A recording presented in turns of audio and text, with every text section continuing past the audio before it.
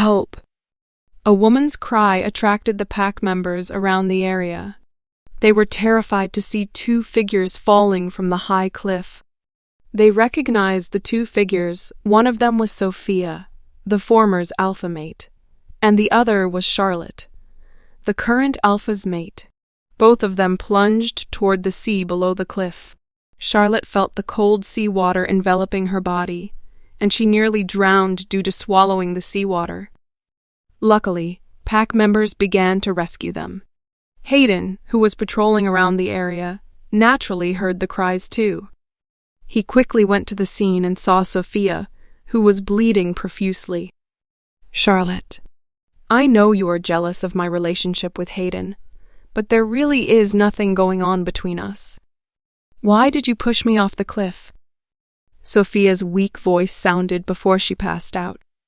Hearing Sofia's words, Hayden was furious, and he looked angrily at Charlotte. Charlotte herself had sustained injuries from her fall. Her arms were scratched by the rocks on the sea, leaving a long gash, and her forehead was also knocked on a small rock. But Hayden took no notice of her. "That pretentious bitch. Tell them the truth, Charlotte." Charlotte's wolf, Lexi, growled. "Hayden, I can explain." Charlotte tried hard to say those words despite the pain all over her body. Hayden sneered. "Explain?" Everyone saw what had happened and heard Sofia's words. But she pushed Charlotte frantically, tried to explain what really happened. "Enough. If there's something wrong with her and her baby, I'll punish you personally." Hayden cut her off and said harshly, as he picked Sofia in his arms and ran toward the pack's infirmary. At that time, Charlotte knew there was no use for her to tell the truth. No one would believe her, not even her own mate. Her heart hurt as if it was being stabbed by multiple knives, and yet she couldn't do anything about it. This wasn't the first time she was framed by Sofia and Mila, Hayden's younger sister. And just like today, he never asked her about what happened. He always listened to their side of the story and blamed her for everything. 3 years of being mated and married to him. She always tried her best to make Sofia and Mila happy, knowing how much they meant to Hayden, yet they kept treating her like an omega. Sometimes even worse. She had to serve them all the time. Charlotte knew the reason for it. They thought she was just an orphan she-wolf and not on par with Hayden, the ruthless alpha of the third largest pack, the Red Claw pack. They thought she didn't deserve to be the Luna of the pack due to her background. To be Hayden's mate, she purposely cut ties with her family to ensure Hayden wouldn't know her real identity. She just wanted to be his mate and serve him like a good Luna. Sometimes she thought, would it make a difference if they knew about her real background? But she didn't want them to know. She wanted Hayden to love her for her, not her as the powerful alpha in line. Because of that, she had endured every insult, humiliation, and abuse from Sofia and Mila. Yet she still served them as a good sister-in-law. She didn't tell Hayden about it as they were Hayden's family, and she always humbled herself in front of them. Hayden became the Red Claw Pack's alpha when his brother died, leaving Sofia as a widow and pregnant with his child. Charlotte was over the moon when she met him and knew he was her mate. But who would have thought that Sofia, the widow of Hayden's late brother, was more important than Charlotte? Ever since Hayden claimed Charlotte as his mate and married her, he seldom cared for her. Instead, he spent more time with Sofia. He was even more protective of Sofia. Everyone could see the way he treated Sofia, and there were rumors that Hayden was in love with her. Charlotte's mind was in a mess, and her body was drenched. Her arm and forehead were bleeding. It took her every effort just to stand up. Luckily, Noah, the beta of the pack, was kind enough to help Charlotte. He supported her to go to the infirmary to treat her wounds. "Thank you, Noah," Charlotte said with gratitude as they walked slowly toward the infirmary. Charlotte kept thinking if she had told Hayden of her real identity, would he believe her instead of Sofia? Should she tell him the truth? You need to tell him the truth, Lexi growled to remind her. Even her wolf hated Sofia and Hayden. But would he believe her? As Hayden said, there were many witnesses. Charlotte's POV.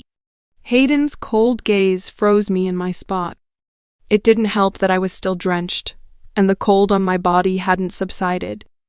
His gaze made me feel even colder, as if I was once again submerged in icy water. Stay there, he commanded harshly. He didn't care that the blood on my arms and forehead was dripping down, tainting the white floor of the ward with red splotches of blood. Sofia was lying on the bed, looking pale and weak, and the doctor was examining her. There were nurses, the Gamma couples, and some pack members gathered outside the ward. I could hear the murmuring of the pack members outside the ward.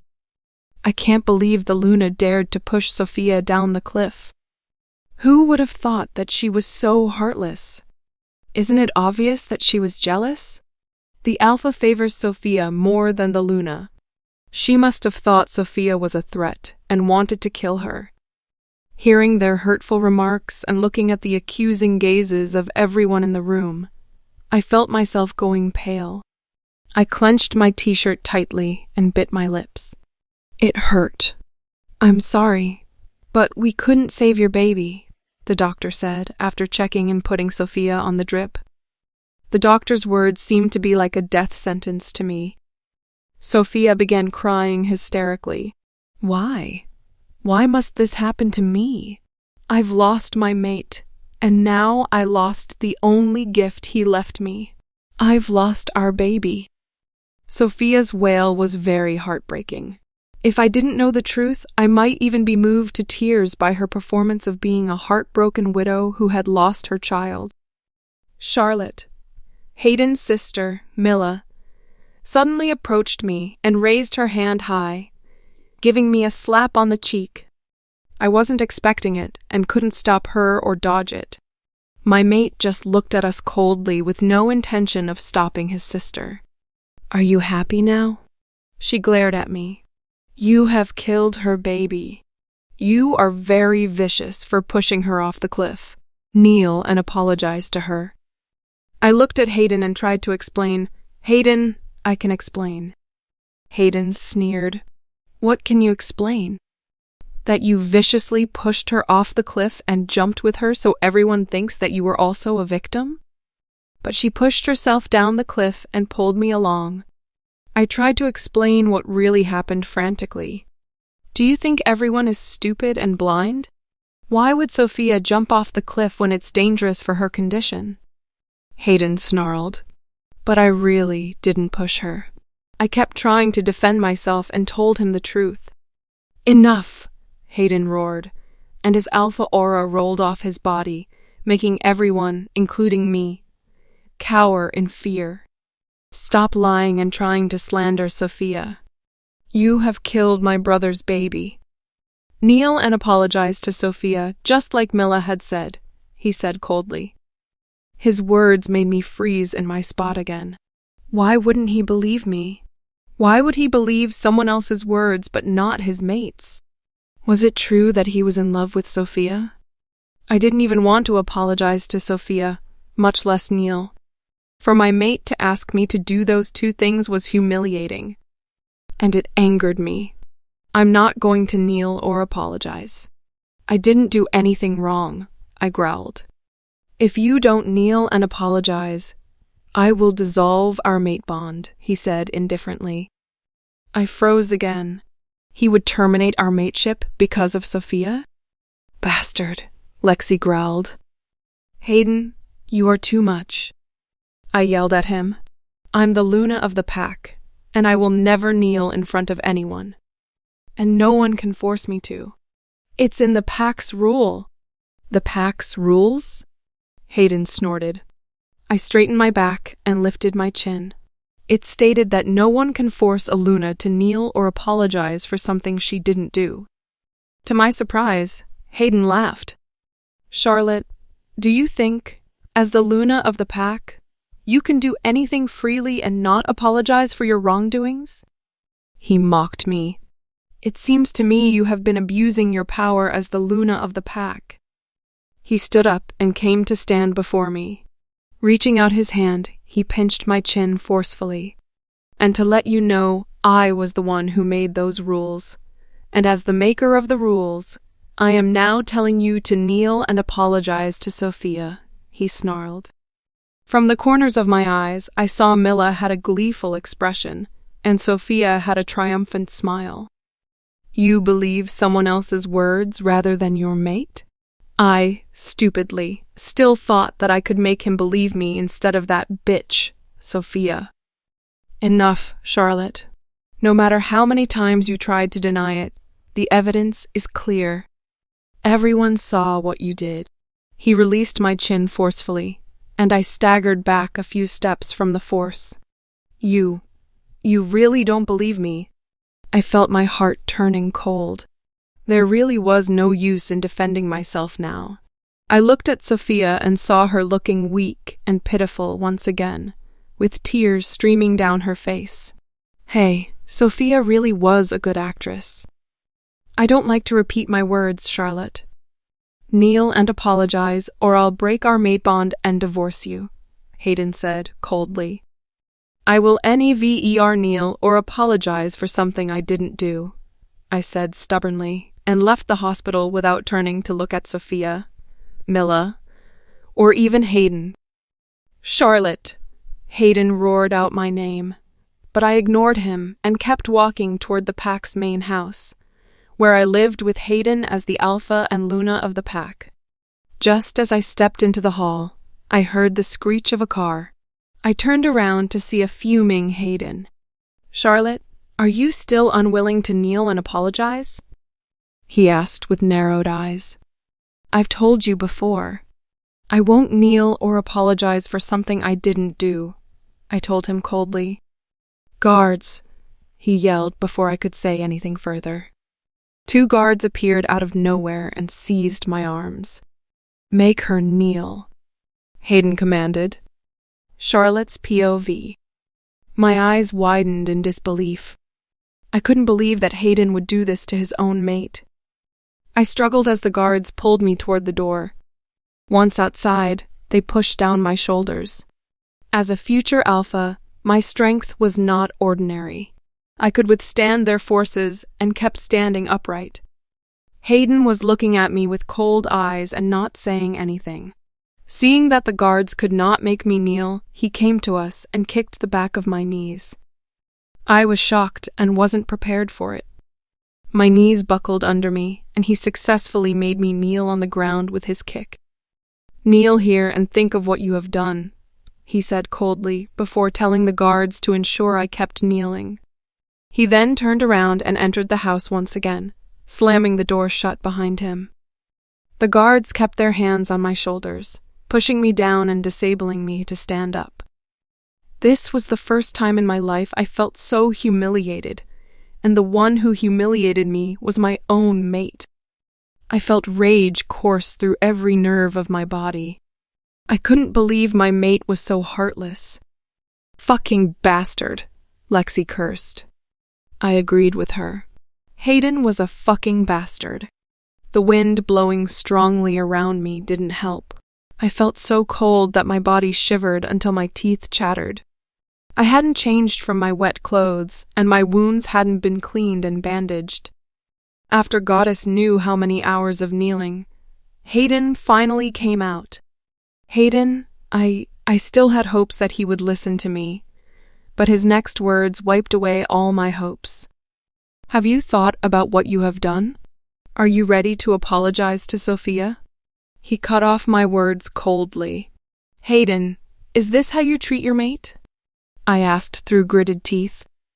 Mate? He laughed. Do you think I care about you being my mate? For me, a mate is just a stepping stone to become stronger. An alpha needs a Luna to make them and their packs stronger, he said coldly. I gasped and felt all my blood drained from my body. You never care about me? You never love me? Love? He sneered and looked at me as if I was a clown. I only claimed you as my mate and married you to save the trouble of my pack not having a Luna. I looked at him and felt my heart breaking. 3 years. 3 years of being his mate and his Luna. 3 years of trying hard to be the perfect Luna for him. And that was all I was to him? A mean to save trouble and a stepping stone to become stronger? Are you willing to admit your mistake? He asked impatiently. I lifted my chin stubbornly. Never. Then kneel until you admit your mistake. He spat and turned back to go into the house again. Alpha. Suddenly, Beta Noah appeared. Sofia is awake and she's been crying non-stop. What? Has the doctor seen her yet? Hayden asked anxiously. She's hysterical and did not let anyone come near her, Beta Noah reported. All right, I'll go to the hospital now, Hayden said. He then turned to me and said, Don't make any trouble anymore, or you'll know the consequences. After warning me, he left in a hurry with Beta Noah. The 2 guards followed them as they were Hayden's personal guards. I let out a bitter laugh. How stupid was I to think that mates should fall in love with each other? After hearing his words, I had no hopes for Hayden anymore. All I felt was disappointment. I tried to stand up despite my legs being numb from kneeling for too long. I reached out and touched the walls for support and walked slowly toward our bedroom. Are you going to leave that bastard? Lexi asked as I was changing my clothes. Yes. Is it okay with you? I asked her. I knew severing the mate bond hurt so much for me, but especially for Lexi. I didn't know how it'd affect Lexi. I'd rather you leave him than stay mated with him, Lexi growled. Won't it affect you? I asked. It will. It will hurt for a while, but I'll manage. I want you to be happy, Charlotte, she said. Her words nearly made me cry. Lexi was the only one who cared for me in the 3 years of being married to Hayden. All right, don't cry now. She tried to comfort me. What's your next plan? Leave here and go back to the Mooncrest pack, I told her, and began packing my stuff. Good. After I finished packing, I dragged my suitcase and went out without anyone noticing. Everyone was either busy cooking nutritious meals for Sofia in the kitchen or going to the hospital to take care of her. How ironic, I thought. He let everyone take care of someone who wasn't his mate, while no one cared for his mate who was injured. Looking at the starless night sky, I felt tears stinging my eyes again. 3 years of trying to be his perfect mate went down the drain because of another female. I began walking toward the pack's border while dragging my suitcase. The wind began to howl, and I shivered again because of the cold. Charlotte, don't you want to go to the hospital to get your wounds treated first?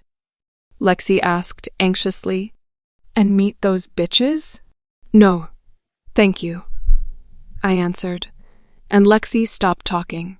The more I walked, the weaker I felt. My breathing became heavier.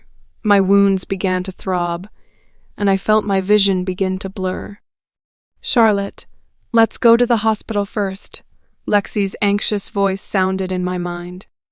My body swayed and I fell to the ground, feeling all my energy drained. I couldn't even move an inch of my body. I felt darkness start to pull me in. What should I do? An image popped into my mind, and I struggled mightily to open up a mind link I hadn't used for the last 3 years. Charlotte? A man asked in disbelief once our mind link opened up. Leo, help me. Pick me up. At the Red Claw Pax border, I said with much difficulty before succumbing to the darkness. Charlotte's POV. My eyes fluttered open, and the first thing I saw was a clean white ceiling. Charlotte, you are awake. I heard a female's relieved voice. I turned my head and saw my best friend Olivia, sitting on a chair beside my bed. "Olivia, where am I?" I asked with a hoarse voice. "You are in the PAC's hospital," she replied, and brought me a glass of water. "Which PAC?" I asked with worry. "My PAC, the Silent Prowler's PAC," she said. I heaved out a sigh of relief. At least I was somewhere familiar. I took a sip of the water she gave me and asked, "Who brought me here?" I had no recollection whatsoever. The last thing I remembered was passing out near the Red Claw PAC's border. "Did Leo bring me here?" I asked her as I remembered mind-linking Leo, my beta. "Yup. After you mind-linked him, he became frantic and rushed out to search for you," she said. "Then what happened?" I asked. "He said he found you unconscious on the side of the road and quickly brought you here since it's the closest to the Red Claw PAC," Olivia explained. "What's wrong with me? Why did I faint?" "You had a fever and were injured," she said. "Fever? Must be because I was drenched and forced to kneel under strong wind." "Shar, what happened?" she asked. "What do you mean?" I pretended not to know what she meant. "Why did you come back after 3 years of no news?" She looked at me with her huge eyes, and I saw some hesitancy in them. "I'm going to break my matebond with Hayden," I told her nonchalantly. To my surprise, she didn't look shocked. "Is it because of the rumor?" she asked. "Rumor? What rumor?" "The whole continent heard about you pushing Sofia Thompson off the cliff because of jealousy. And she miscarried because of it," she said, and it was apparent she was embarrassed to say those words to me. I laughed. "The whole continent knows?" "Yeah, and the members of the Red Claw PAC said you are not fit to be their Luna." I smirked. "That bitch sure moves fast." "What do you mean?" she asked, obviously confused. "Do you believe the rumor?" I asked her. It had been 3 years since I last saw and contacted her. Would she believe the rumor more than she believed me? She rolled her eyes. "Of course not. I know you. You wouldn't do that even if you were jealous. You most probably would slap Hayden for not believing you." I was relieved that someone at least believed me. I told her everything that happened that day, how Sofia framed me, how Hayden believed her, and asked me to kneel until I admitted my mistake. I also told her how Mila and Sofia had been treating me like an Omega instead of a Luna for the last 3 years. I was in Red Claw PAC, including how Hayden was only using me and preferred Sofia. Those bitches and that bastard Hayden. If he doesn't love you, he should have rejected you and not used you like that," Olivia said angrily. "That bitch Sofia must have asked people to spread the rumor?" she continued, still fuming. I was amused looking at how her expressions and emotions changed so fast from relief, hesitant, embarrassment, confusion, and now anger. "Are you okay, Char?"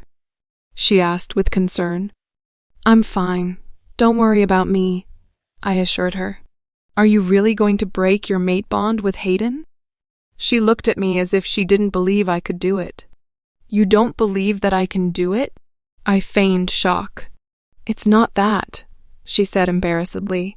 "It's just, I know how much you love Hayden. You even left your PAC and everything else behind just to be with him." "I don't love him anymore," I told her indifferently. My love for him had disappeared the moment he forced me to kneel and asked me to admit my mistakes. "Really? That's good." "He doesn't deserve your love," she said, and let out a sigh of relief. "Shouldn't you feel sad for me? I'm going to sever my mate bond, you know," I teased her. "It's better not to have a mate rather than to have a bastard as a mate," she said as she rolled her eyes. I laughed, hearing her words. What she said was true. I must be blind to stay with a bastard like Hayden for 3 years while he spent more time with another woman and cared more for that woman. Suddenly we heard some whispering outside the ward. Have you heard about the Luna of the Red Claw Pack? A female voice asked. She pushed her sister-in-law off the cliff and caused her to miscarry. She's so vicious. Another female answered her. They kept gossiping until their voice faded out and disappeared. Those bitches. Olivia stood up and was going to reprimand them, but I stopped her. Don't do anything, I told her. Why did you stop me? I'm going to give everyone, especially that bitch Sofia and that son of a bitch Hayden, a piece of my mind. Olivia seethed. Don't do anything, I repeated calmly. I'm going to ask your dad and brother to deal with them. They should know you are the next alpha of the Mooncrest Pack. Let's see if they still dare to say bad things about you. Olivia was so angry she didn't seem to hear my words as she kept trying to make everything right for me. I was thankful for her, but I didn't need anyone to stand up for me. Olivia, I called her sternly, and this time she returned to her sense. I'm so angry, she said as she sat down again. How are you so calm? Don't worry, I have already prepared a gift for the Red Claw Pack and Hayden, I smirked. A gift? What gift are you going to give them? What are you going to do to him? Tell me, she asked with excitement. Charlotte's POV. I laughed, seeing her excitement. You'll know when the time comes, I smirked. Oh, come on, Char. I'm your best friend. You should tell me about this gift. You have prepared for them. She tried to fish out information from me, but I wouldn't budge. Don't worry. It's gonna be a big gift, I smirked again, thinking how they would react after receiving my gifts. So you won't tell me? You are so bad, she complained and pouted. I laughed and patted her head. Olivia was different from me. While I was tall and slender, she was petite with huge, innocent eyes, just like a child. But never be deceived by her appearance. She was impulsive and a powerful she-wolf. She could punch a hole in a wall with her bare fist. Even I didn't dare to be near her when she was angry. Well, the most important thing now is to break my matebond with Hayden. I changed the subject. Do you know how to do it? I had no idea how to do it. Should I just reject him? But it wouldn't sever the matebond. It'd be just like any other rejection. Char, are you really sure you want to break the matebond? It'll be different than a normal rejection, she said thoughtfully. I know, I answered her firmly. I don't care about Hayden or the Red Claw Pack anymore. You know I'm going to be the alpha of the Mooncrest Pack. Why should I care about them? I'm going to be even more powerful than Hayden and his pack. She scrutinized me to see if there was any doubt in my eyes, but I had made up my mind. Once she saw that I was adamant about doing it, she sighed. So, do you know how to do it? I asked her again. She was hesitant, but nodded in the end. I heard you need to pray to the moon goddess together with Hayden and reject each other at the same time. It sounds easy, I said lightly. Char, the breaking of matebond might break your soul and Lexi, she said as she looked at me with despair. I looked at her and asked, do you want me to stay with him, keep being abused by his family and Sofia and be unhappy? She looked down at her hands that were holding mine. It's not that. I just don't want you to be soulless. I laughed, hearing her words. Olivia, thank you for your concern. But me and Lexi are stronger than you think. We've been best friends for so long.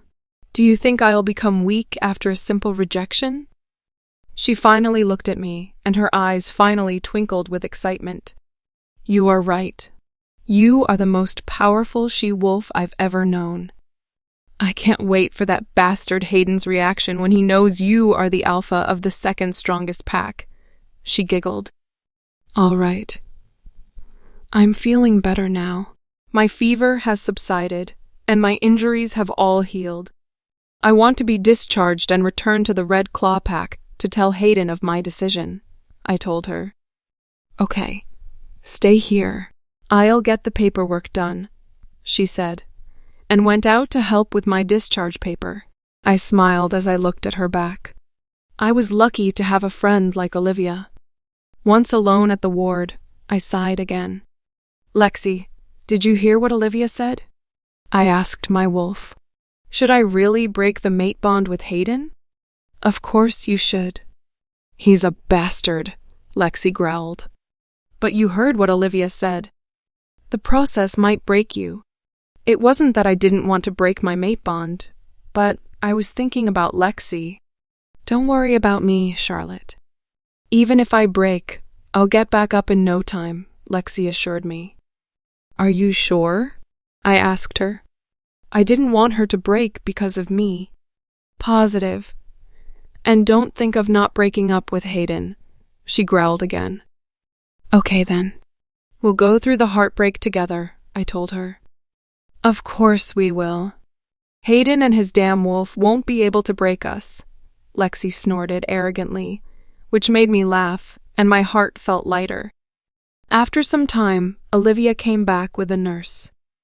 The nurse took off the needle in my hand, and I was ready to be discharged.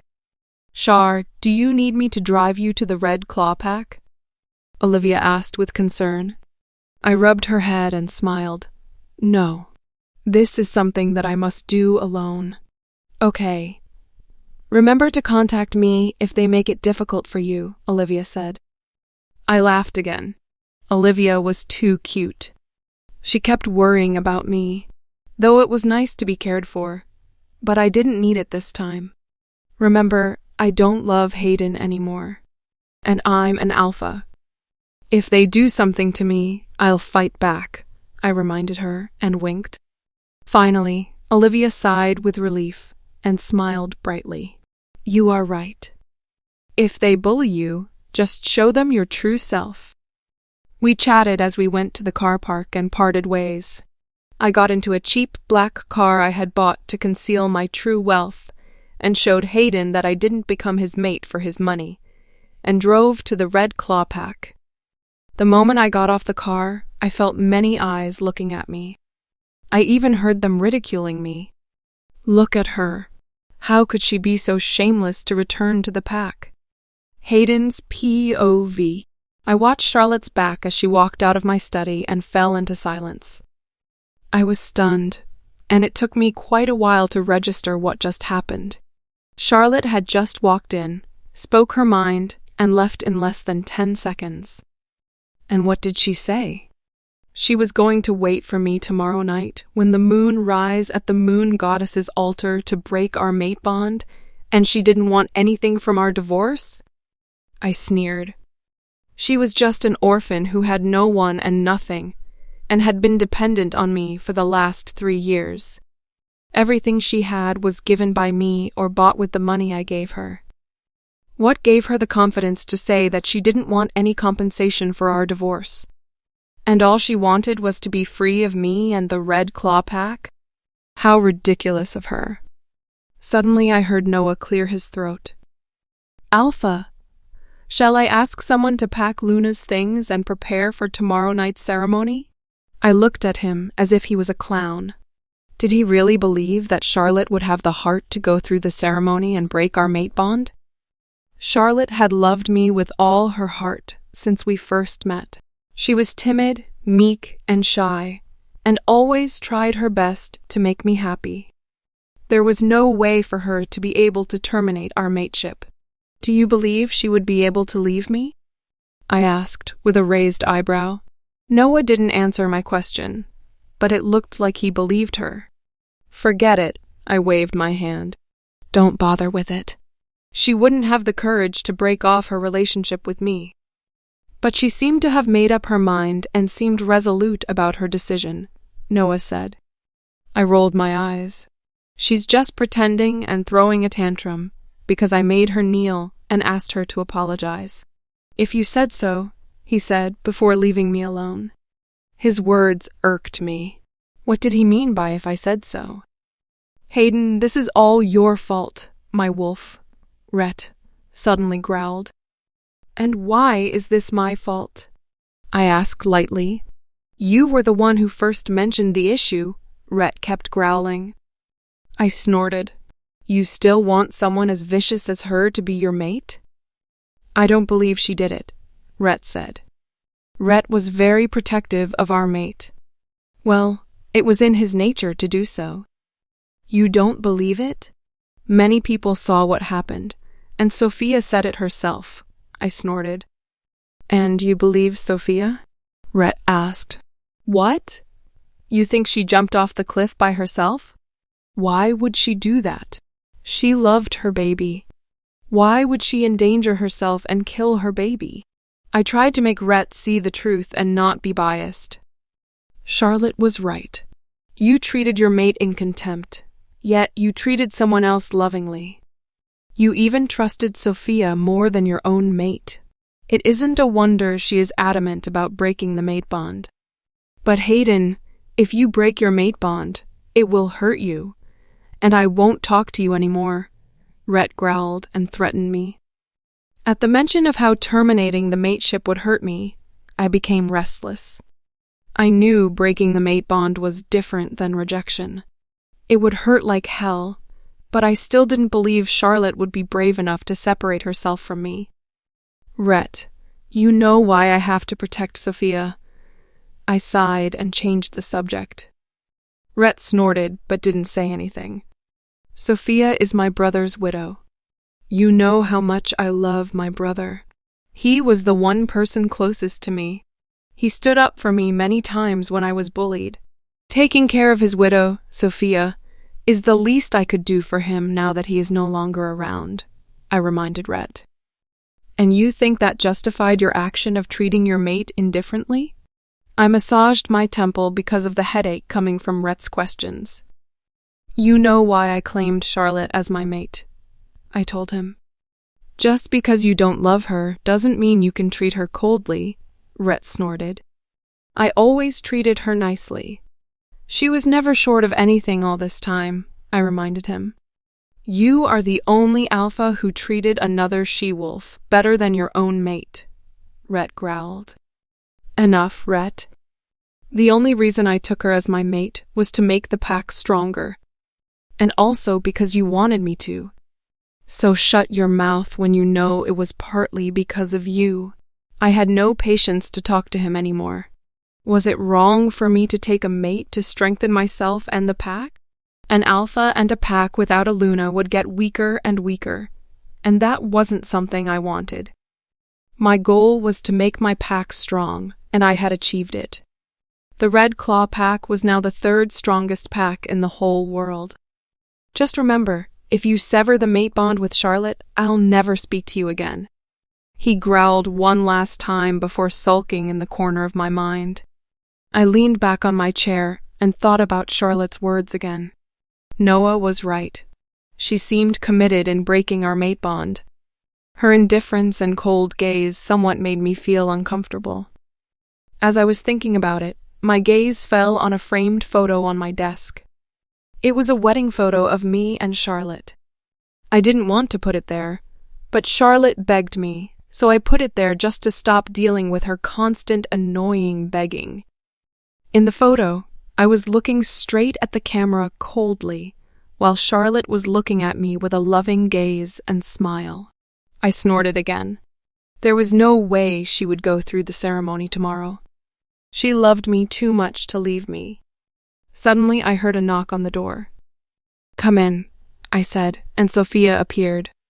Hayden, I bring coffee for you, she said softly. I stood up and went to her. Sofia, you've just recovered. You don't have to do this, I told her gently. This is nothing. I just don't want to see you tire yourself out, she said in her soft voice. Sofia was gentle, elegant, soft, and beautiful. It wasn't a wonder my brother fell for her.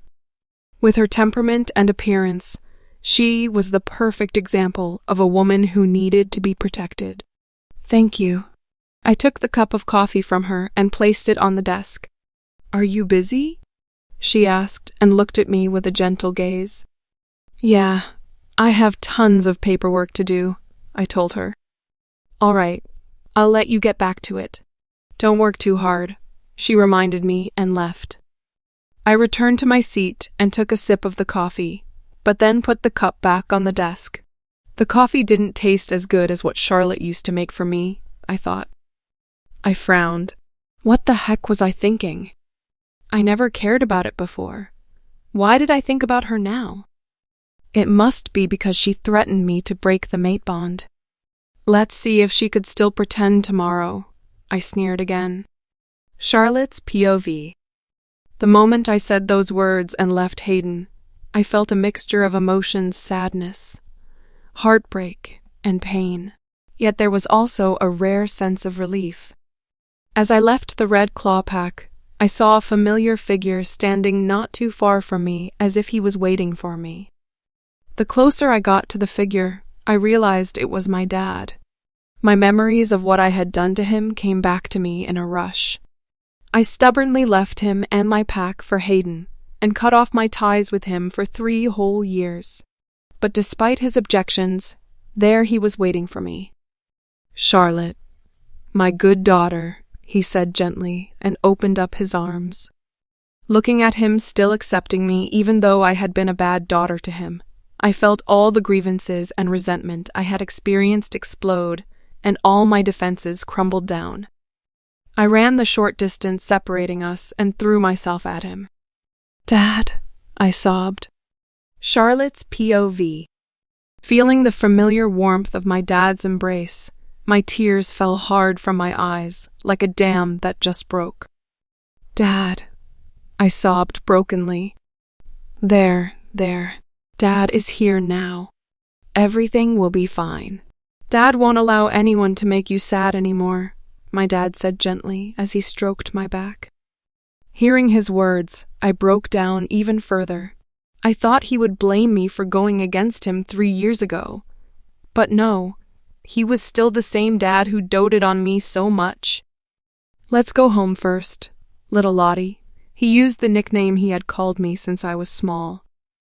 I nodded while still being enveloped by his strong arms, and he led me toward his car. Suddenly, I remembered that I had driven here and stopped him from pulling me to his car. Dad, I drove here. I pointed embarrassedly to the old black car not far away from where we stood. He looked at the car I was pointing at and became livid. He actually dared to give my daughter that piece of junk? No, Dad. I was the one who chose it. I didn't want him to think I was only with him for his wealth, I quickly explained. But then I felt my words were wrong. It sounded like I was defending Hayden. Would Dad get mad? My dad scrutinized me with his black eyes and said, "It was his loss for leaving such a precious princess like you." I sighed in relief, and my mood was lifted when I heard my dad's words. For him, I would always be his little girl who needed protection. Just leave that junk there. It's not suitable for you, he said, pulling me toward a black Rolls-Royce without giving me a chance to say no. Not that I would say no to sitting in a Rolls-Royce. To be honest, I kinda missed living a luxurious life. Sitting in the Rolls-Royce, I closed my eyes and enjoyed the sensation.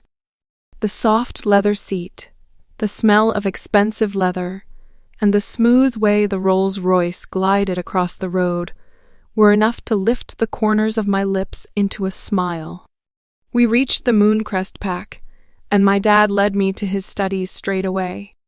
He sat behind his desk while I sat opposite him. He looked at me calmly, but his calm gaze made me feel like a student being called into the principal office for doing something bad. I looked down and fiddled with my fingers, not daring to look at him.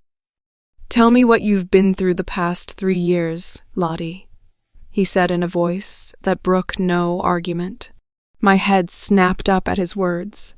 I knew he would ask me this question, and I was prepared for it, but I was still hesitant to tell him when the time came. He raised an eyebrow at me, and I knew I had no other choice but to tell him. I told him everything that had happened, from the moment I was claimed and married to Hayden to the moment when I decided to break the matebond with him. I saw my dad's face darkened with each word I spoke, and the moment I finished, his face turned so ugly, which made my heart thump from fear. Would he blame me for being so stupid? Dad, I was about to apologize to him, but he cut me off. How dare they treat you like that? He roared, and I flinched. That alpha, his mistress, sister, and pack. I'll destroy them all. Seeing how furious he was, I quickly stood up, rounded the table, stood behind him, and began kneading his shoulders to calm him down. Dad, I'm okay now. I have decided to terminate my matebond with him. And now I'm back. They won't be able to do anything to me because you will protect me. I was so glad he didn't blame me and still took my side. I felt his anger begin subsiding and his body relaxing. You are right, he nodded. Now that you are back, you'll be treated the way you should be, like a princess. His words made me smile. Yes, Daddy is the best. He chuckled, stood up, and hugged me. I'm sorry that you have to go through all those horrible experiences. And I'm sorry that I wasn't there for you, he said with a sad voice and a guilty expression. Looking at him like that made me want to cry again. Dad, it wasn't your fault. I was the one who stupidly chose to marry him and stayed with him, even though they treated me horribly. My dad scowled and flicked my forehead. Yes, you were stupid to want to be hurt repeatedly. I rubbed my forehead and pouted. He smiled and rubbed my head dotingly. But now you have a clear mind. I'm glad you've decided to leave him. He doesn't deserve you. And from now on, my little Lottie will be doted and pampered. Dad won't let anyone hurt you anymore. I hugged him hard with a huge grin and praised him again. Thank you, Daddy. You are the best. He chuckled and hugged me back. I loved my dad so much. Now I really felt stupid for leaving him in the pack for Hayden 3 years ago. Lottie, Dad called me in a serious tone. I looked at him and saw that his expression was serious too. Do you need Daddy's help in taking revenge? I can wage war between our pack and his. He wouldn't be able to win against us. Even though I was grateful to my dad for doting on me so much to the point he wanted to eradicate the Red Claw pack, I still refused his suggestion. No need, Dad. I don't want anything to do with him anymore. Just let him be with Sofia. After breaking the mate bond tomorrow, I'll treat him as a stranger, I said firmly. But there was a trace of bitterness and sadness in my heart. It seemed to say the words breaking the mate bond and thinking of Hayden with Sofia could still affect me. That's my good daughter. Just forget him and treat them like strangers. Don't let them affect you anymore. Dad smiled dotingly at me. I will. Don't worry, Dad. Even though I was sad to leave Hayden, I had already made up my mind to forget him and move forward. As Dad said, he didn't deserve me. Dad, I need to meet Olivia now. But I promise you that I'll prepare to take over the pack from now on. I grinned at him. His eyes lit up. He had always wanted me to take over the pack and become the first female alpha since 3 years ago. But I chose to leave and be with Hayden. Good. Just remember that Dad will always have your back, all right? If you encounter any problems, just come to Daddy, he said with a pleased expression. I will. Thank you, Dad. I'll see you later. We hugged again before I left to meet Olivia. Olivia was waiting for me outside of the pack's main house. Shar, she waved when she saw me. Her innocent face and gestures immediately made me smile. I walked toward my cute friend. Have you been waiting for a long time? I rubbed her head. Nope. She shook her head and looked at me with those Bambi eyes of hers. Aren't you busy with your pack? I asked her. Olivia was also like me. She was the only daughter of the alpha of the Silent Prowlers pack. The Silent Prowlers pack was one of the smaller packs, but was still powerful. and with the backings of the Mooncrest pack, no pack dared to attack them. Nah, I'm not ready to take over the pack yet, and my dad knew it, she said and smiled mischievously, making her look even more adorable. You will have to take over sooner or later, I reminded her with a tease. She pouted, and I laughed. Olivia preferred to live freely without having the responsibilities of being an alpha. She thought it wasn't fun and would be boring. Her dad most probably would ask her brother to be the alpha since she didn't want it. Fortunately, we both had doting dads. She really was different from me. She hated the responsibilities, but I welcomed them. I always loved to take charge of everything, and that included the Mooncrest pack. She took my hands and asked with concern, Char, do you want to have good rest today since you'll be having the ceremony tomorrow? I was so grateful for having so many people who cared for me. Thinking of her question, I flipped my hair over my shoulders and folded my hands under my breasts. Why should I rest? I had given him so much over the past 3 years. I even let his mistress and sister mistreat me, but he never appreciated my love for him. He doesn't deserve a grand farewell, I smirked with arrogance. Olivia's eyes widened, and she suddenly smiled brightly. This is the Charlotte I know. You wouldn't ever let anyone bully you. I'm so glad that you are back to your true self. I laughed. It really felt good to be confident and become myself again, without the need to pretend to be weak or humble around other people. So what are you going to do now? Olivia asked me with curiosity. What do you think?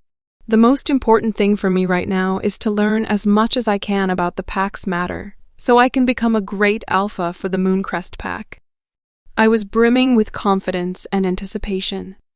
Suddenly, Olivia threw herself at me and looked at me with shining and dazzled eyes. Charlotte, I'm really impressed with your decision. I feel that there will be a side of you that is coming through, and when that bastard Hayden sees you, he will surely regret treating you badly all these years, and severing the mate bond with the strongest female alpha.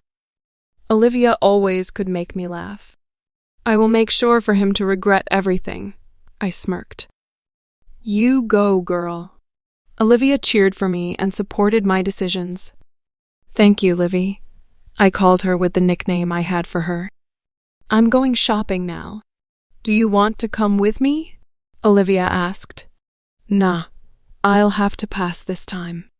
I need to learn of the pack's matter as soon as possible. I declined her offer. Great. Be the best and strongest alpha, and make him regret leaving such a powerful alpha. Olivia grinned. I laughed and bid her goodbye before returning to the pack's main house and going to my study. Dad had prepared a study for me for when I would take over the pack. Leo, where are you?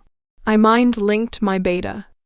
I'm running an errand for your dad, but will arrive at the pack soon, he replied instantly.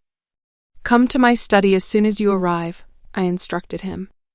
All right, he replied, and I closed our mind link. I looked around my study and found that nothing had changed. Everything remained the same as 3 years ago, and there was not even a speck of dust in the room. I smiled, thinking how my dad should have asked the Omegas to keep my study clean so I could use it any time I returned to the pack. Every piece of furniture in my study was hand-picked by me 3 years ago, before I went on holiday and met Hayden. While most of Alpha's study was dominated by dark and neutral colors, mine was different. My study wasn't dark. It had a warm feeling, with neutral earth colors and a few bold colors here and there, just how I loved it. Lottie, I heard Leo's gentle voice as he appeared in my study. Leo and I had been close friends for a long time, and he was one of the people who called me by my nickname. I observed him and saw that he had changed. No longer was he the playful man I knew 3 years ago. He had matured, and his temperament had changed. He now had a gentle yet strong aura that suited his position as my beta. Leo was a handsome man, tall, with a great body, and damn, he looked good wearing a suit. The gold-rimmed glasses perched on his tall nose added an air of sophistication to him. "You've changed," I teased him. He smiled gently. "I hope you like the way I look now." I laughed. "I like it. You look so handsome now." His smile deepened, and a dimple appeared on his left cheek, making him look even more attractive. "What can I do for you, Lottie?" he asked with a gentle gaze. "Help me get familiar with the pack's matters," I told him with a smile. His eyes widened for a split second before an excited expression appeared on his handsome face. "Are you going to take over the pack?" he asked excitedly. I replied to his question with a wicked smile. "You don't know how long I've been waiting for this day to come, Lottie," he grinned. He quickly sat on the opposite side of my desk and began telling me all about the pack's matter. He naturally knew everything since he was my beta and had been helping my dad when I wasn't here. When I had questions, he would answer me patiently. With his knowledge and explanations, I began to know what was happening around the pack, and also the businesses that the pack had. We talked for a long time until nighttime, and it was time for me to have dinner and go to sleep. The next evening, I got ready for the ceremony of terminating my hardship with Hayden. I purposely dressed up in a light yellow mini summer dress that complemented my fair skin and put on light makeup. I was now no more an orphan that they knew.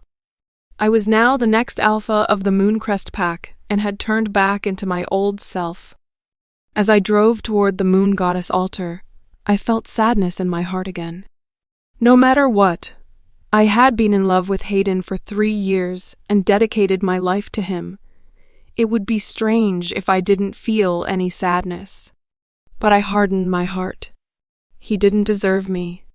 I was beautiful and powerful. I didn't need to be treated badly by anyone. I waited the whole day for Charlotte to come to me and begged me to forgive her and stay. But she didn't come at all. "Prepare a divorce settlement," I told Noah. "Give her a Maserati, the villa in the suburb, and $50 million. If she really wanted a divorce and was sure of breaking our matebond, I had to at least compensate her for the 3 years she was married and mated to me. I didn't believe her words when she said she wanted no compensation. She had nothing. How would she survive with nothing?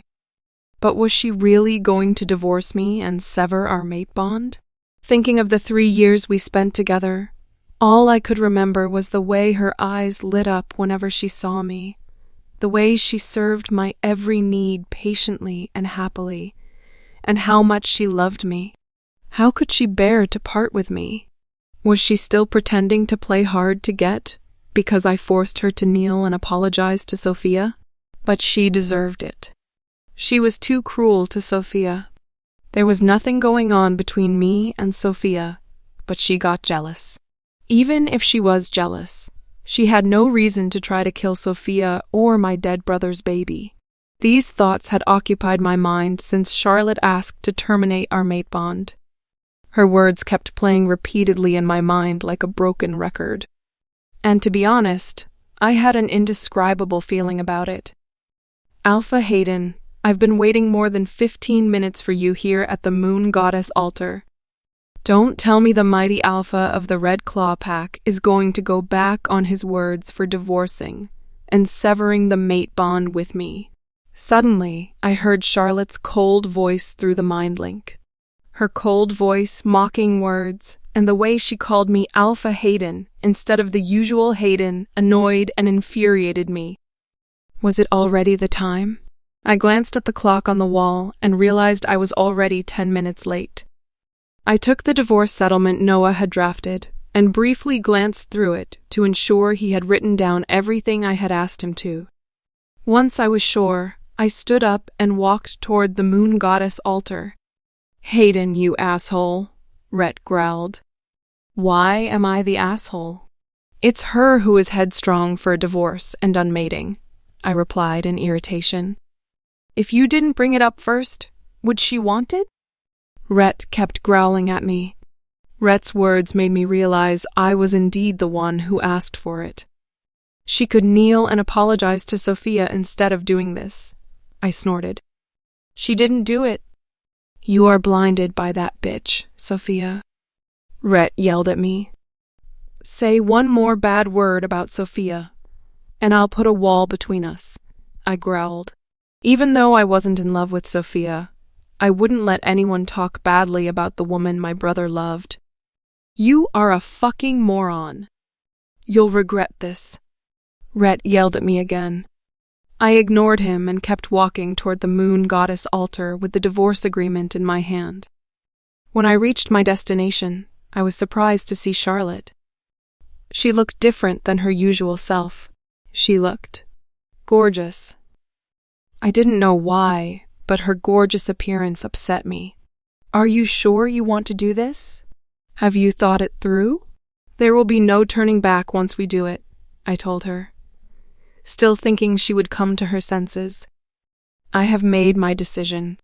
As I've said before, I don't want to have anything to do with you or your pack anymore, she said firmly. My hands clenched tightly at her answer, but I could only say that it was fine if she had decided on it. I handed her the divorce paper and a pen. She read it carefully and started to cross out the written compensations, which stunned me. She really didn't want anything from me? Before I could think of anything further, I saw her sign the divorce agreement swiftly and decisively. She gave me back the paper and pen and knelt in front of the altar. I had no choice but to follow her and kneel beside her, putting the divorce agreement and pen on the ground.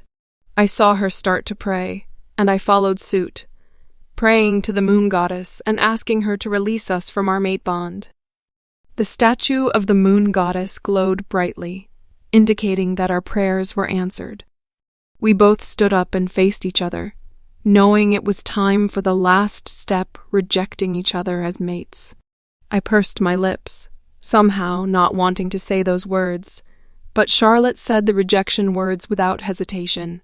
I, Charlotte Adler, Luna of the Red Claw Pack, reject you, Hayden Fallon, Alpha of the Red Claw Pack, as my mate. Her words were clear, and her dark eyes were fixed on me, waiting for me to accept her rejection. I opened my mouth and accepted her rejection. I, Hayden Fallon, Alpha of the Red Claw Pack, accept your rejection, Charlotte Adler, Luna of the Red Claw Pack. The moment I uttered the last word, I felt our mate bond being snapped off, accompanied by a pain so great it was unbearable. I roared, and Rhett howled in my mind from the excruciating pain. I heard Charlotte's agonizing cry at the same time my knees went weak, and I fell to the ground. My whole body was trembling, and it felt as though someone had clawed out my heart and torn all my limbs away from my body. I clutched a hand over my heart and curled my body on the ground. It hurt. It fucking hurt. It was the worst pain I had ever felt in my whole life. I felt like dying. No, feeling like dying was an understatement. It was like my body and soul were ripped in half. Rhett and I couldn't stop roaring from the pain. Make it stop. Make it stops. MAKEITSTOP. I shouted in my mind. Instead of getting better, the pain intensified. Other than feeling as if my soul and body were torn apart, there was now a feeling of being burned alive. Rhett howled more agonizingly, and I roared louder. Damn, if this went on any longer, I felt like I would really die. Fuck, I would even welcome death over this pain. The pain lasted for long minutes. When at long last it passed, I was panting. My whole body was shaking badly, and I was drenched in sweat. I opened my eyes to see Charlotte curled up in a fetal position on the ground. She was not in a better condition than I was. She was whimpering, her face was bloodless, and tears were streaming down her face. I saw her body shaking and drenched in sweat, just like mine. Seeing her condition, I felt a different kind of pain in my heart, knowing that we were not mates anymore, and I was the cause of it. I gasped as another pain in my heart assaulted me again. I felt suffocated and couldn't breathe. It lasted only a few seconds, but it felt even worse than the pain from before. My body gradually stopped shaking, and I sat up, gathering my strength and regulating my breathing. I saw Charlotte move out of the corner of my eyes. Her movements were slow, and she was still trembling a little bit. She wiped away her tears, stood up, and left without even sparing me a glance. I watched everything silently and wondered how she could be so cold. How could she change so fast? She must have hooked up with another man, just like she did to me 3 years ago. That must be why she was cold and indifferent toward me now. That thought angered me. I stood up, caught up with her, and grabbed her hand. She spun around to look at me, and looking at her pale face, my anger somehow subsided a little. Hayden, we are not mates anymore. From now on, we have nothing to do with each other and are now strangers, she spoke before I could say anything. The anger that had subsided burnt in my heart again. Don't think you can walk away freely without any burden just because we are no longer mates. You still need to take responsibility for pushing Sofia off the cliff and killing her baby, I sneered. She slapped my hand away, looked at me as if I was a disgusting piece of shit, and sneered back, "Don't worry. I will let the matter end, but not with my apology." She then turned around and walked away with a straight back without saying anything else. Her fearless attitude angered me even further, and now I was glad we had severed our mate bond. Who would want to be mated to someone as cruel as her? I snorted, but I rubbed a hand over my heart to ease the lingering pain of dissolving the mate bond in my heart and body. Somehow I felt empty, and it was unsettling. The moment I sat in my car, my body began trembling, and my tears started to fall again. I was prepared for the pain of untying the mate bond, but it turned out to be more than agonizing than I had thought. What was worse, when I met Hayden's eyes, I felt there were no more ties between us. And no matter how much I tried to tell myself that I didn't love him anymore, the feeling of not being mated to him was still heartbreaking. I stayed in my car, not bothering to start it yet, and let myself cry and get over the heartbreak. Lexi was still whimpering, and I knew she was broken because of it. Lexi. I called her name gently, but she didn't reply, and I didn't want to bother her again. She needed time to get over it, just like I did. I cried until there were no more tears left in me, and my heart became cold. Hayden was no more my mate, and I didn't love him anymore, I said to myself. And this time, I felt it to be true. I started the car and drove to the Silent Prowlers pack to meet Olivia. Charlotte. She jumped into my arms the moment I arrived at their pack and saw her. "Are you okay?" she asked with concern. I grinned at her. "I'm better than okay. I've severed my mate bond with Hayden and no longer need to stay at the Red Claw pack." She looked at me suspiciously. She knew how painful it was to break the mate bond, and I could see that she was doubting that I was really all right. I laughed and rubbed her head. It was painful, but I got over it and now feel relieved. She scrutinized me, and when she saw I was really okay, she heaved out a sigh of relief. "That's great. So now you are going to go back to the Mooncrest pack and become their alpha, right?" she asked with excitement. I nodded. "Yup, but before that, I still need to return to the Red Claw pack." I saw her face fall. "Why? Are you still not over Hayden even though you are not mates anymore?" I laughed again and flicked her forehead. "What's in this head of yours?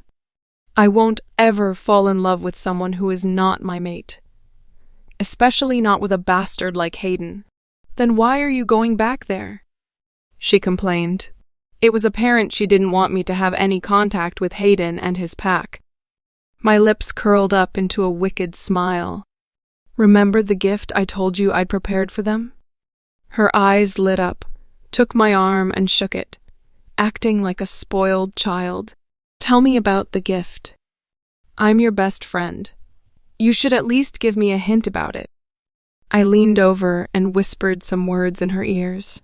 Her eyes widened after hearing about my gift, and she exclaimed gleefully, "Oh my goddess, I can't believe that's your gift!"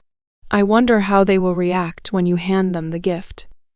Well, I gotta go there and give it to them first for us to see their reactions, don't I? I winked at her. Okay. Do you need me to go with you? She asked as she practically jumped with excitement. Nope. Let me do it myself. I grinned at her. See you later, okay? Shar, you are the best. Hayden will surely regret believing that bitch Sofia. She laughed. I hope so. I winked at her again, got into my car, and drove straight to the Red Claw Pack. When I arrived, I saw Noah, Hayden's beta. He looked at me with disgust and mocked. Why are you still here? You must regret untying the matebond and divorcing Hayden, right? Are you here to beg him? Let me tell you, he won't take someone as vicious as you back, and the Red Claw Pack will never want you as their Luna. His words amused me, and I couldn't help myself from laughing out loud. Are all the members of the Red Claw Pack stupid? His face darkened, and he was about to retort, but I silenced him. Don't worry, I'm not here to beg Hayden. He doesn't deserve me, I said smugly, and handed him a pen before he could say anything. He looked at the pen, and a suspicious expression appeared on his face. I'm leaving this pack forever, but before that, I have to give this gift to Hayden and you guys. Press it later.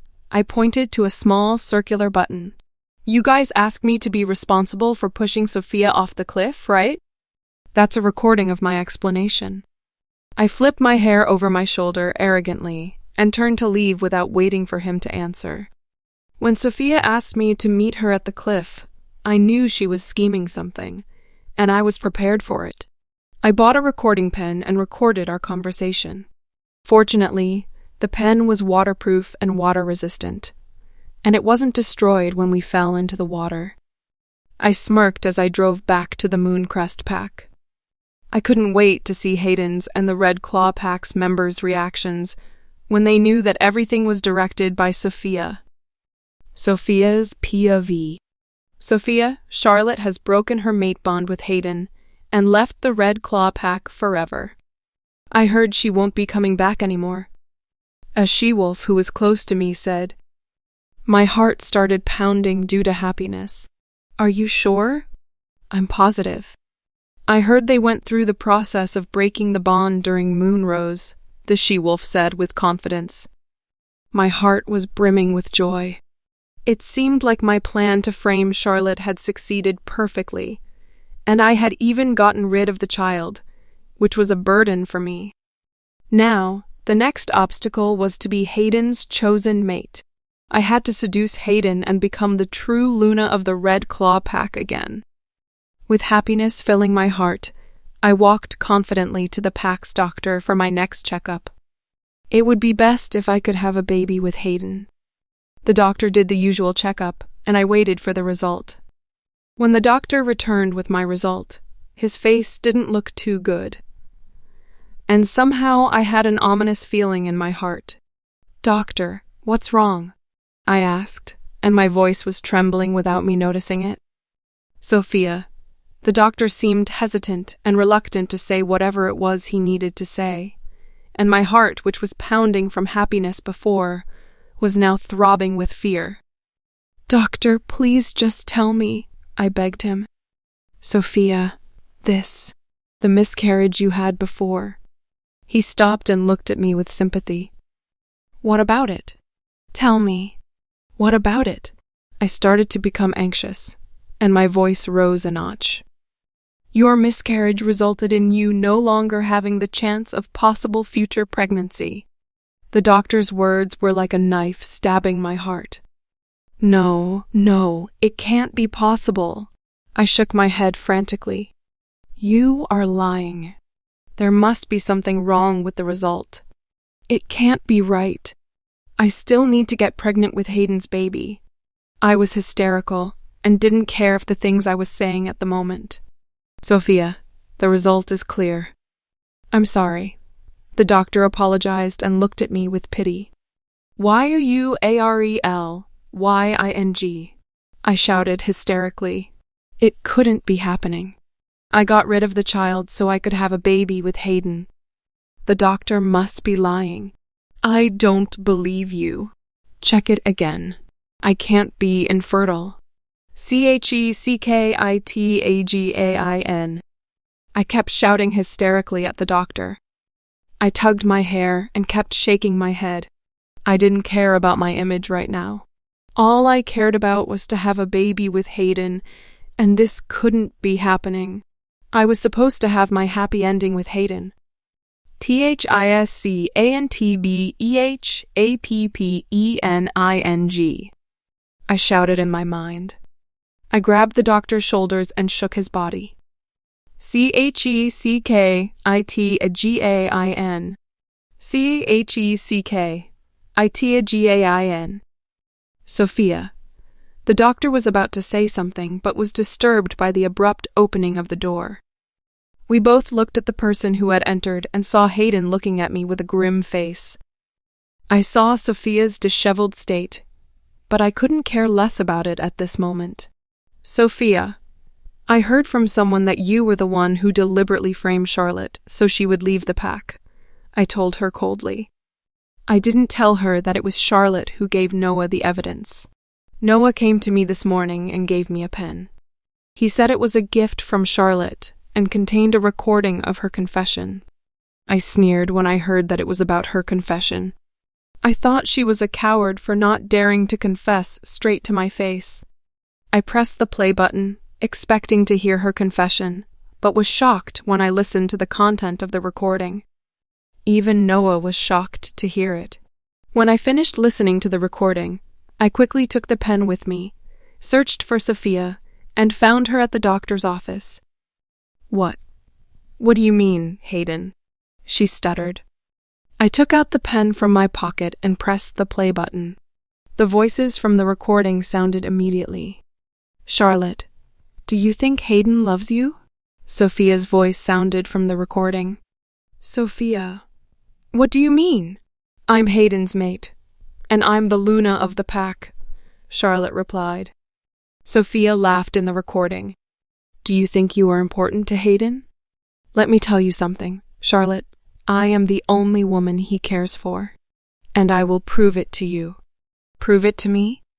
Charlotte sounded confused. I'm going to jump off this cliff and pull you with me. Then I'm going to tell Hayden that you were the one who pushed me. Let's see who he believes. I'm sure he will believe me and chase you away from the pack. You will no longer be the pack's Luna after that, Sofia's smug voice sounded. Sofia, what are you? Wait.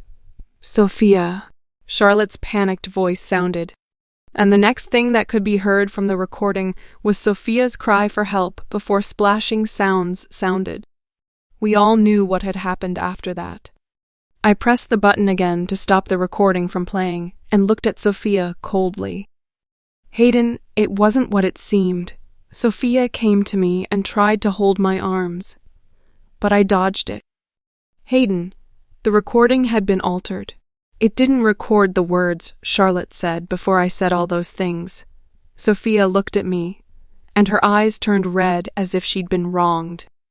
I frowned and asked her to explain. Charlotte said I shouldn't be in this pack anymore since my mate had died, and she was now the Luna of the pack. She said I was a nuisance because you care for me more than her. Sofia's voice trembled, and her tears started to fall from her eyes. Hayden, you know I love your brother so much. I never thought of taking you away from Charlotte, but she saw me as a threat, I said, and did all those things because she taunted and threatened me. She started sobbing. I love your brother and this pack. I was scared you would be affected by her words and believed her and chased me away from the pack. I'll have nowhere to go if you banish me from this pack. And I was pregnant with your brother's baby. It was the only gift he left me. I wouldn't endanger myself and the baby if Charlotte didn't taunt or threaten me. She looked at me with tears, looking so pitiful that my heart couldn't help but be moved by her words. Charlotte did seem like the type to threaten Sofia, because what Sofia said was true. I cared more about Sofia than Charlotte. She must have felt threatened by Sofia's presence and decided to threaten her.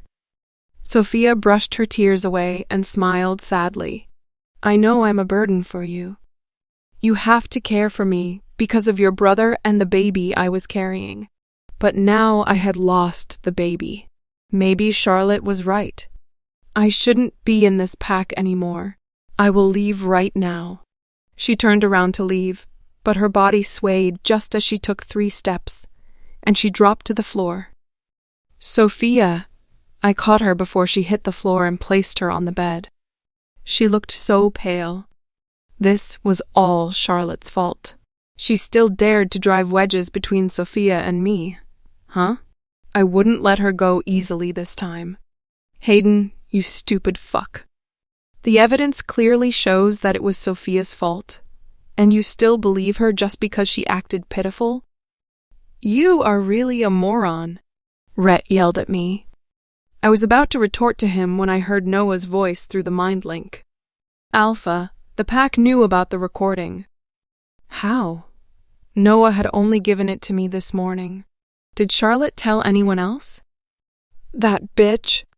Apparently, someone heard us when they were passing through the study this morning, and the news has spread through the pack. The matter has become a scandal. Noah's nervous voice sounded. Ask all the members to gather in the meeting ground. I'll explain it to them, I told him, and closed the mind link. Please take care of her. I didn't forget to ask the doctor to take care of Sofia before going to the meeting ground. When I arrived at the meeting ground and stepped onto the podium, I could practically sense the high tension amongst the pack members. I could even hear their murmurs. I can't believe that Charlotte was so prepared. She must know that Sofia would do something to her. But are you sure that the recording is not fake? Have you heard what they said? The recording clearly showed that it was Sofia who jumped off the cliff by herself, and she pulled Charlotte along to frame her. But why would Sofia do that? Everyone knows that Alpha Hayden prefers her to Charlotte. But if it's true, then Sofia is the vicious one. She even didn't think of the baby in her belly. Sofia must be jealous of Charlotte and wants to be Luna of the Red Claw Pack again. Why must she be jealous? Alpha Hayden doesn't love Charlotte. And many more words came out of their mouths. This was worse than I had imagined. This scandal could taint the Red Claw Pack's reputation. Everyone, listen up. I spoke in my alpha tone, and they all went silent. Even though the meeting ground was very vast, my voice could be heard by all members, even those who were at the far back, as werewolves had good hearings. This matter is not what it seemed to be, and I don't want to hear anyone talking about it anymore. I swept my gaze through the crowd to show them how serious I was. This was all I could do at the moment to calm the controversy. They wouldn't dare to go against my command. As expected, no one dared to say another word after I said those words. I left the podium to go to my study with Noah and a few subordinates to devise a plan so the scandal wouldn't spread. But to my annoyance, one of my subordinates told me that many werewolves from other packs had already known about the incident. Fuck. This was getting out of hand. There was no way for me to silence members from other packs. Suddenly, the study door was opened with a loud bang, more like being kicked open, and my dad, Alpha Marcus, appeared with a furious expression. Even though he was no longer the alpha of the Red Claw Pack, his alpha aura was still strong enough to make everyone look down and bared their necks to him in submission. Hayden, Look at what your women Sofia and Charlotte had done. This is humiliating to the Red Claw Pack. I suggest you deal with this immediately, he roared, and even I was affected by his alpha aura. I wanted to tell him that Sofia wasn't my woman and Charlotte had broken our mate bond. But I knew this was not the time to bring it up. Don't worry, Dad. I'm trying to find a way to calm the situation down, I told him calmly, despite being angry and annoyed about the scandal myself. You better do that, Dad snorted and left furiously. Bring Charlotte here, I commanded my subordinates. Alpha, she had left the pack yesterday after she gave me the recording. And she said she wouldn't be coming back, Noah told me. What the fuck? She must have known the recording would cause a scandal to the Red Claw Pack, and she dared to escape? Find her and bring her to me no matter what, I commanded my subordinates. She was the one who caused this, and she should be the one who deal with this fucking issue. Hayden's POV. The pack's higher-ups, me, Noah, my gamma, and subordinates had all become restless as the scandal continued to spread and even worsen to the point it couldn't be contained anymore. Have you guys found Charlotte yet? I mind-linked Noah and all my subordinates. It had been a few days, and yet there still was no news about her whereabouts. I'm sorry, Alpha. We couldn't seem to find her, my subordinates replied. And Noah echoed their words. You are all trash. How could you not find a woman like her? I was angry. Charlotte was an orphan. How difficult was it to find her? I'm sorry, Alpha. We are trying our best. They mind-linked me, but I ignored them and closed off our mind links. Why was it so challenging to find her? Did she already join another pack and seek protection from her new alpha? That thought made me growl low. I didn't like the thought of her belonging to some other pack. But she was practically a rogue now with no pack backing her if she hadn't joined any pack yet. A rogue. Shit. Did something terrible happen to her? Was she killed? Packs were intolerable towards rogues. Did she get captured, enslaved, or, worse, killed? My rage toward her turned into worry. No, with her stubborn and cunning personality, she couldn't be captured easily. Even my subordinates, one of the best at tracking werewolves, couldn't find her. She must be deliberately hiding from us. Did she hate me so much now that we were not mates? Did she hate me for misunderstanding her? It couldn't be. She was the one who provoked Sofia to do all those things. And now the doctor told me that Sofia couldn't conceive anymore. Sofia is the one who is lying. You've heard the recording. It was all Sofia's doing. You fell for her being weak-act. You are so blind, Hayden. Rhett growled at me. He was still protective of Charlotte even though we were not mates anymore. Ignoring him, I sat in my study in a daze. Why did I feel a stabbing pain in my heart when I thought that she hated me so much right now and didn't want to see me? Why did I worry, thinking something terrible might have happened to her? Now you regret it. You should have thought about it before you humiliated her and spewed nonsense of untying the mate bond, Rhett mocked me. His words cleared my mind, and I snorted. Humiliated her? She deserved it. Even as the Luna of the pack, she should still take responsibility for her actions.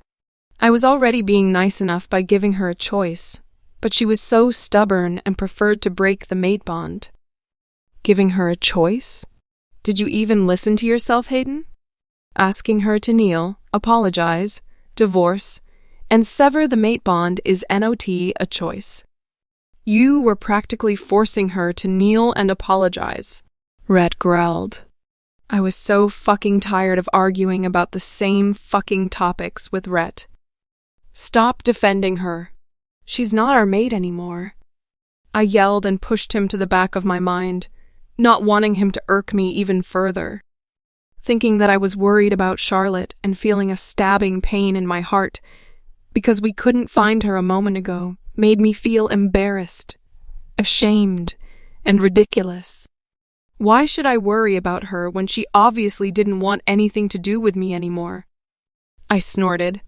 My eyes fell on our wedding picture once again. I looked around and saw many things in my study that were given by Charlotte. There was a pen holder, tiny figurines of whatever characters they were called, a painting, a board filled with many post-it notes, containing reminders and sweet words of her feelings for me, and a small potted plant. I sneered, stood up, picked up the pen holder, tiny figurines, and potted plant, and threw them into the trash can. I also picked up the painting, tore it, and threw it into the trash can. I did the same to all the post-it notes, tearing them and throwing them into the trash can. I didn't need anything reminding me of someone who preferred not to be my mate anymore. My hand went to touch the framed wedding picture, but I hesitated to throw it away. Instead, I opened the bottommost drawer of my desk and stuffed it inside, under all documents. Out of sight, out of mind, I thought to myself. Just as I closed the drawer, the study door opened, and my dad appeared. I stood up as a sign of respect.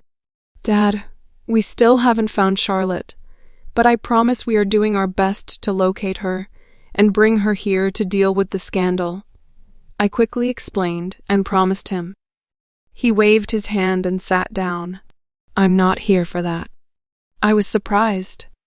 I thought he would fly into a rage and scold me for being incompetent in finding an orphan girl. I sat back down in my seat and asked him, "Then why are you here, Dad?" "There has been a rumor circling amongst the werewolves community that a nearby pack would be hosting a banquet in the near future," he said. "A nearby pack? Which pack?" I asked. "The Mooncrest Pack," he replied. "The Mooncrest Pack?" The Mooncrest Pack was the second largest and second most powerful pack on this continent. Their numbers are more significant than us by a lot, and all their warriors were highly trained.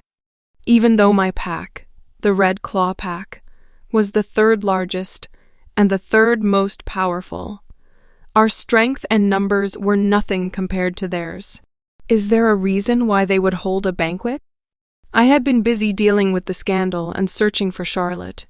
The news of this banquet had somewhat escaped me. "They are going to announce their heir," Dad said as he handed me an invitation. I frowned, but not because the Mooncrest Pack was hosting a ball to announce their heir, but because I knew the alpha of the Mooncrest Pack only had a son, but he was working in the Alpha King's palace. Did he finally return home to take his rightful place as the next alpha of the Mooncrest Pack? "No, not Ethan Adler," Dad said, as if he could read my mind. "Not Ethan?" Now I was confused. "Alpha Ulrich has a daughter, and he's going to name her as the next alpha of the Mooncrest Pack," Dad explained. Now I was surprised. An heiress? There were not many heiresses. Heck, there was never any heiress in the history of werewolves. This heiress would be the first. Now that I think about it, I heard a rumor of a powerful female alpha in line 3 years ago. She was supposed to take the position of the alpha, but she declined and disappeared for reasons unknown. I guessed now she was back and ready to take her rightful place in the Mooncrest Pack. Dad placed a red envelope on the desk and slid it toward me. "It is not a rumor, as we've received an invitation. I want you to take your sister and go to the banquet as the representatives of the Red Claw Pack," Dad said. As the current alpha of the Red Claw Pack, it was customary for me to go to these kinds of events as the representative of the pack, so I agreed readily to my dad's demand. Dad then left my study once he was sure I would attend the banquet. I picked up the red envelope and took off the invitation inside. It was of dark red color with gold letterings, a bold choice of color for invitations. Now I wondered what kind of heiress the Mooncrest Pack had. I couldn't wait to see the legendary powerful she-wolf, who deserved to be the heiress of the second most powerful pack on this continent. Charlotte's POV. 5 days later. I tugged at the skirt of my gown. Today was the day of the banquet my dad had prepared for me, and I was dressed in a beautiful dark purple gown with a sweetheart neckline that showed off my cleavage nicely, and which literally had diamonds scattered all over the skirt. Not that I didn't like wearing dresses. On the contrary, I loved it. But not this type of ball gown with a wide skirt. It looked good, especially when I twirled and the diamonds glittered like stars, but it was hard to move in. I had to practically lift the skirt a bit when I walked around, which was kinda annoying. The banquet was held at the Mooncrest Pack's ballroom. Each pack usually had its own ballroom, but the Mooncrest Pack's ballroom was famous for being the grandest, if you didn't count the Alpha King's ballroom. I walked over to the ballroom and wasn't surprised to meet Hayden. He was, after all, the alpha of the Red Claw Pack. I caught his surprised look when he looked at me. Must be surprised to see how much I've changed, huh? I smirked inwardly, but ignored him coldly on the outside. Nearing the ballroom, I heard many werewolves discussing and doubting me. Of course, I knew the reasons for their doubts. There had never been an heiress before. I was the first. And I wasn't surprised to hear that they thought my dad had made the wrong decision in choosing me as the next alpha of the Mooncrest Pack. After all, she-wolves were considered weaker than their male counterparts. But I wasn't troubled by their thoughts. I would show them my true self and my real strength, and that they shouldn't judge what was right or wrong with their brains driven by lower bodies. I would show them just how a she-wolf could be as powerful as a male werewolf, and deserve to be an alpha of a pack. Entering the ballroom, I caught sight of Hayden again. I stopped in my track to take his appearance in. He was dressed in a 3-piece custom suit, which showcased his tall, slender, yet muscular body. His hair was combed back, exposing every inch of his handsome face. If I didn't consider how heartless he was, I had to admit that Hayden was a really attractive man, which was one of the reasons I fell in love with him. Yes, he was my mate, and I did feel attracted to him because of the mate bond. But those deep, dark eyes, tall and straight nose, thin lips, and chiseled jawline were the reason I fell for him. Called me shallow, vain, superficial, or any other words for loving his look. But hey, which woman wouldn't be attracted to handsome men? Unfortunately, his feelings for Sofia disgusted me. He was unfair and would always believe a pretentious bitch like Sofia rather than his own mate, and that was downright repulsive. Luckily, I had divorced, broken our mate bonds, and freed myself from his revolting unfairness. Maybe because I was observing him for too long, or my gaze was too intense. He seemed to feel it. He turned to look at me, and our gazes met, but he quickly looked away. I felt a stabbing pain in my heart, and my mood shifted when I realized how much he hated me to the point that he didn't want to see me. I thought I had gotten over him, especially now that there was no mate bond between us. But I guessed my thought was wrong. He, somehow, could still influence my mood strongly. This made me feel uncomfortable. Charlotte. Suddenly I heard a female's voice shouting my name. I turned around to see who had the cheek to shout out my name, and sneered when I saw Milla approaching me with a disgusted expression. Milla Fallon, I said her name with a sneer. What are you doing here? What am I doing here? How dare you ask me that question? The question should be, what or why are you doing here? She then looked me up and down, and seeing my beautiful gown, she started ridiculing me. You are able to come here because you slept with someone, right? After unmating with my brother, you actually become a sugar baby. You are such a slut. I kept quiet and looked at her as if she was a clown. I know you are here to get my brother back, aren't you? You should stop dreaming and being delusional. A lowly orphan like you is not worthy of my brother." Her voice was loud enough to be heard by all the werewolves present. "Oh, yeah? Then what kind of she-wolf is worthy of your brother?" I sneered. If I, an alpha of the second most powerful pack, was not worthy of Hayden, then who was worthy in her eyes? "Of course, the star of the party," she said as she looked at me with contempt. "The star of the party?" I raised an eyebrow at her. "The legendary and powerful female alpha." She lifted her chin slightly and said smugly. I couldn't help myself from laughing out loud. If only she knew. "Milla, what are you doing?" Suddenly, Hayden appeared out of nowhere. "Brother, look at this slut. She purposely came here to get you back. She must have slept with someone to get that gown and an invitation," Milla told Hayden. "Stop it, Milla. This is not a place for you to make a scene. We are the representatives of the Red Claw Pack." "Know your place," Hayden hissed at his sister. "But brother, this slut is being delusion." Before Milla could complete her sentence, I raised my hand and gave her a hard slap on her cheek. I felt satisfied when I saw Milla's cheek swell with my palm prints clearly shown on it.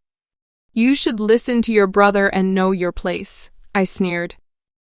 "You, how dare you?"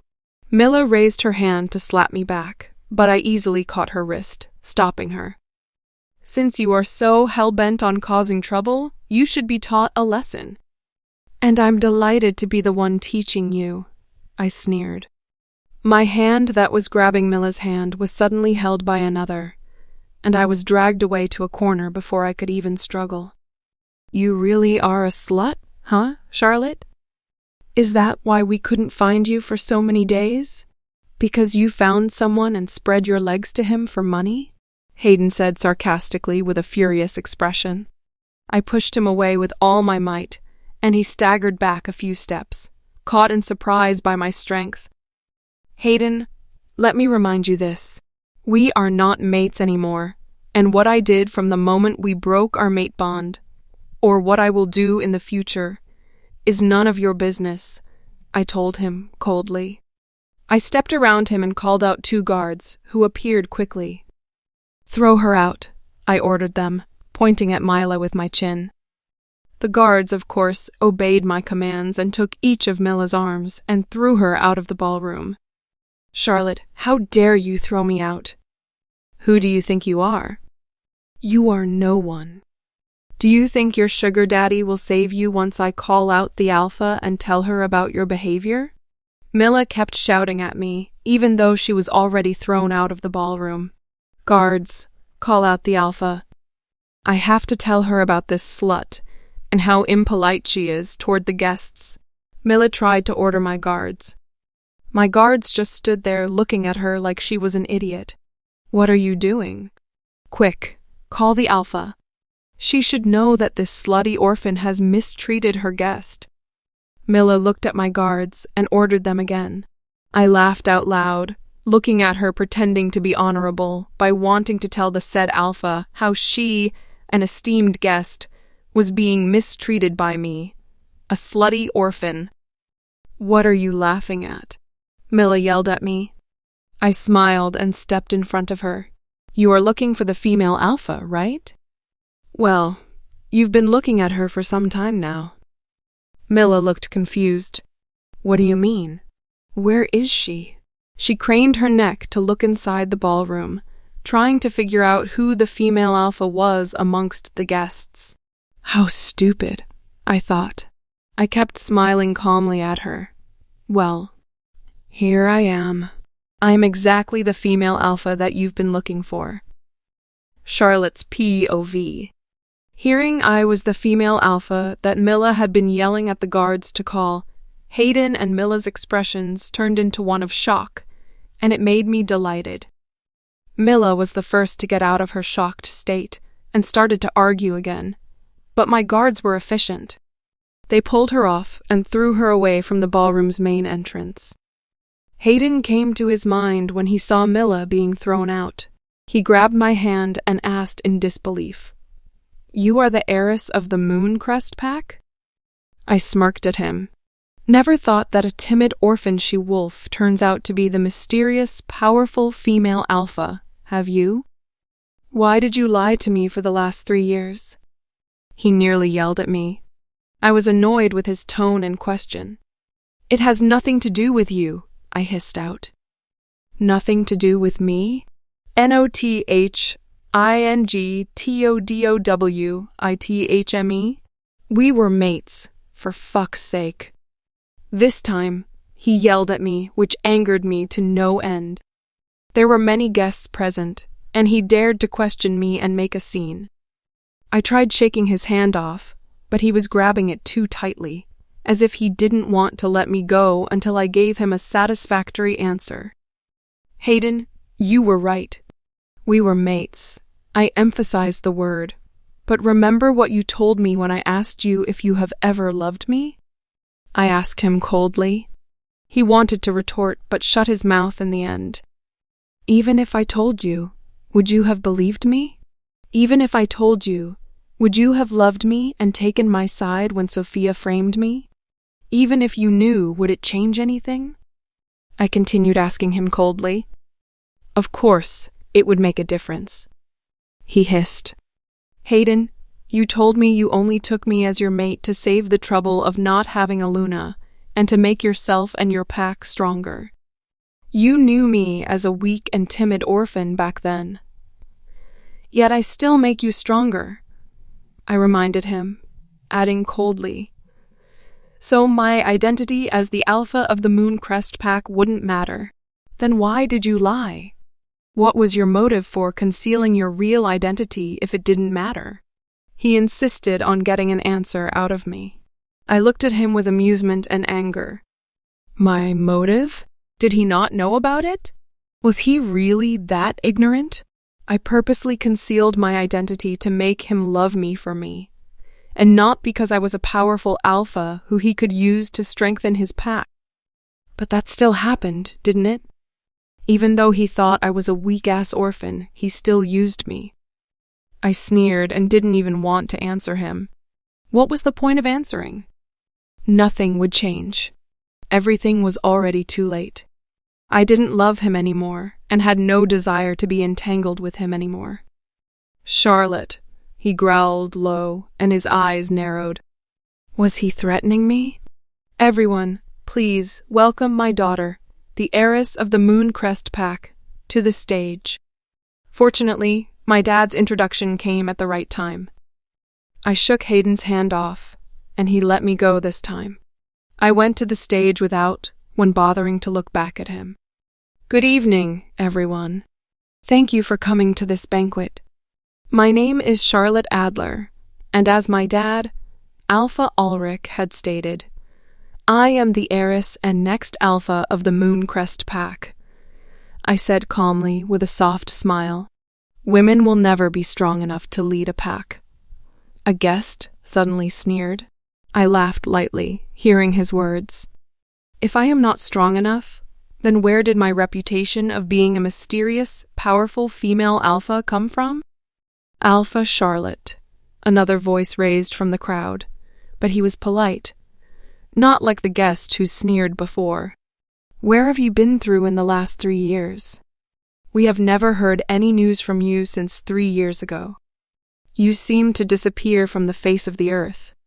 I looked at Hayden in the middle of all the guests. He had a complex look in his eyes, but I didn't care about it at all. I sneered and answered the guest's question. I, indeed, had experienced a lot. Not only was I rejected by my mate, but I also had to sever the mate bond. My answer created a heated discussion amongst the guests. Ignoring the effect my words had caused, I smiled and said, I do have a suggestion for all the she-wolves who are present here. As you've heard from my experience, mate bonds can be unreliable. Our mates can suddenly decide to reject us, or, worse, untie the mate bonds. So, my advice to all the she-wolves here, Try to rely on yourselves and not others. Not even your mates. Many guests wanted to ask me questions, but Dad took over the mic and told them to enjoy themselves with the provided wine and food. I went down from the stage, and as expected, many werewolves surrounded me. Some tried to get to know me, and some still wanted to ask questions about my experience. But luckily, my dad and Leo were always by my side, guarding me. Soon, those who wanted to ask about my past began to get the hints that my dad wouldn't allow such questions, and they dispersed. The banquet became lively, with my dad introducing me to many werewolves from other packs. Leo, as my beta, naturally kept staying with me. He took great care of me. He would give me another glass when he saw that my drink was finished. He took food for me so I wouldn't feel hungry. And when he saw I was tired, he would lead me to a sofa so I could rest for a while. By the time the banquet came to an end, I was so dead tired from conversing with many werewolves and smiling all the time, I felt like my jaw wouldn't snap back to its original position. Leo accompanied me back to the pack's main house. He was worried because there were still some members who thought I was unfit to be the new Mooncrest Alpha. I was grateful to him for worrying about me. Leo, you don't have to worry about me. I will show them through my actions that I am suitable to be their next alpha. I comforted him. He smiled, knowing that I was confident with myself. But then he frowned. Lottie, you and Hayden. He, obviously, must have witnessed the exchange between me and Hayden, just like every other guest. Leo, I don't love him anymore. We have rejected each other and even went further by breaking our matebond. I won't go back to him. That's one thing I am 100% sure of, I reassured him. That's good, he sighed in relief. I don't want him or his pack to bully you again. Do you think with me being myself now, being the powerful female alpha, I would let anyone bully me? I asked with a mischievous smile. He laughed and patted my head. I'm glad you are back to being confident. Pretending to be weak doesn't suit you at all. Being confident is the only thing that suits you. We talked and laughed while he walked me back. Once I reached my house, I slumped to the sofa. I was so exhausted, and when my body hit the soft sofa, I fell asleep immediately. In my sleeping state, I felt someone covering my body with a blanket gently. Next, I heard a soft male voice whispering softly and lovingly in my ears. I swear from now on, I will protect you with everything I have. I won't let you go anymore. Not this time. Not in the future. Not ever. Then I felt a gentle kiss being placed on my forehead. Hayden? I thought to myself. I let out a bitter smile. It couldn't be him. Hayden would never be this gentle to me, nor would he say all those sweet words or use a loving tone while speaking to me. Those were reserved for his dear Sofia and never for me. This must all be just a dream. Hayden's POV. I went home feeling confused and frustrated. I went straight to my study, sat down, and loosened my tie. My mind was filled with the scene of the banquet. How did an orphan she-wolf suddenly become a powerful alpha? Why did she lie to me in all the years that they had been together? What was her motive for lying to me? Suddenly I remembered her words. If I had known, would I have loved her when I knew she was an alpha? I would, of course, treat her differently, with much more respect, but would I fall for her? I didn't have an answer to that. Thinking of all those things only gave me a headache, and I rubbed my temples to rid of the headache. But the question that frustrated me the most was, why did she resent our relationship so much? In all honesty, I was pretty nice to her. I was never stingy and always gave her what she wanted. She was never short of things or money. I also never flirted or cheated with other she-wolves. It could be said that I was loyal to her. I didn't even force her to give birth to my pups. unlike other alphas who forced their mates to bear their pups and give them heirs. Of course, I admitted that I didn't handle the matter properly when Sofia fell off the cliff and lost her baby, but I was angry with her. Wasn't it natural to be angry with someone as vicious as her? But then she was right. She was my Luna. I shouldn't have humiliated her and forced her to kneel and apologize. But was it enough for her to resent our relationship to that degree? The way her eyes were filled with disgust every time she saw me. I didn't think I deserved that cold attitude of hers. "I see that you are still stupid," Rhett mocked me. "Shut up."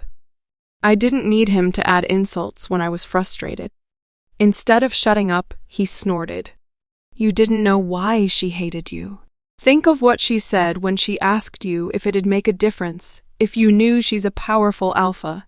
Would you believe her? And would it make a difference?" I thought about Charlotte's words and admitted that if she told me when she was with me, I might have told her not to be delusional. Would it make a difference? Of course, it would make a huge difference. I would have a powerful Luna and a connection with the second strongest pack. But suddenly, I laughed out bitterly as realization dawned on me. Charlotte was right. No matter whether she was an orphan, she-wolf, or a powerful alpha, I would just be using her for my personal gain. "See how stupid you are?" Rhett scowled at me. "Shut up," I yelled at him again. "I just wanted to remind you of how stupid you are. Not like I wanted to talk to you. I was afraid your stupidity would rub off on me." He snorted, and retreated to the back of my mind, blocking me from retorting to him. "Hayden," my dad suddenly stormed to my study and began yelling at me. "Why didn't you have the guts to fight against that weak she-wolf? You even let her throw your sister out of the banquet. Since when did the alpha of the Red Claw Pack become a coward?" "Dad, you shouldn't be too harsh on Charlotte. She never did anything wrong when she was here. Instead, we were the ones who bullied her because of her rogue status." For the first time in my life, I defended Charlotte. "Did Mila tell you that Charlotte is actually the heiress of the Mooncrest Pack?" "She is, in fact, a powerful alpha," I added to make him less mad. But on the contrary, my dad's expression turned darker, and he became more furious. Then why did she conceal her identity? She must be a spy. She must have stolen some important information from our pack. "Did you check if she took anything from our pack?" I thought about it, but I was sure she didn't take anything. She must have released that recording purposely to affect the Red Claw Pack's reputation and made other packs doubt us because of the scandal. "Did you know how many packs tried to stop working with us?" "She put a dent in our business." Dad was so furious he kept slandering Charlotte and wouldn't listen for any reason. "You better keep her under control." Dad growled in a warning and left while banging the door behind him.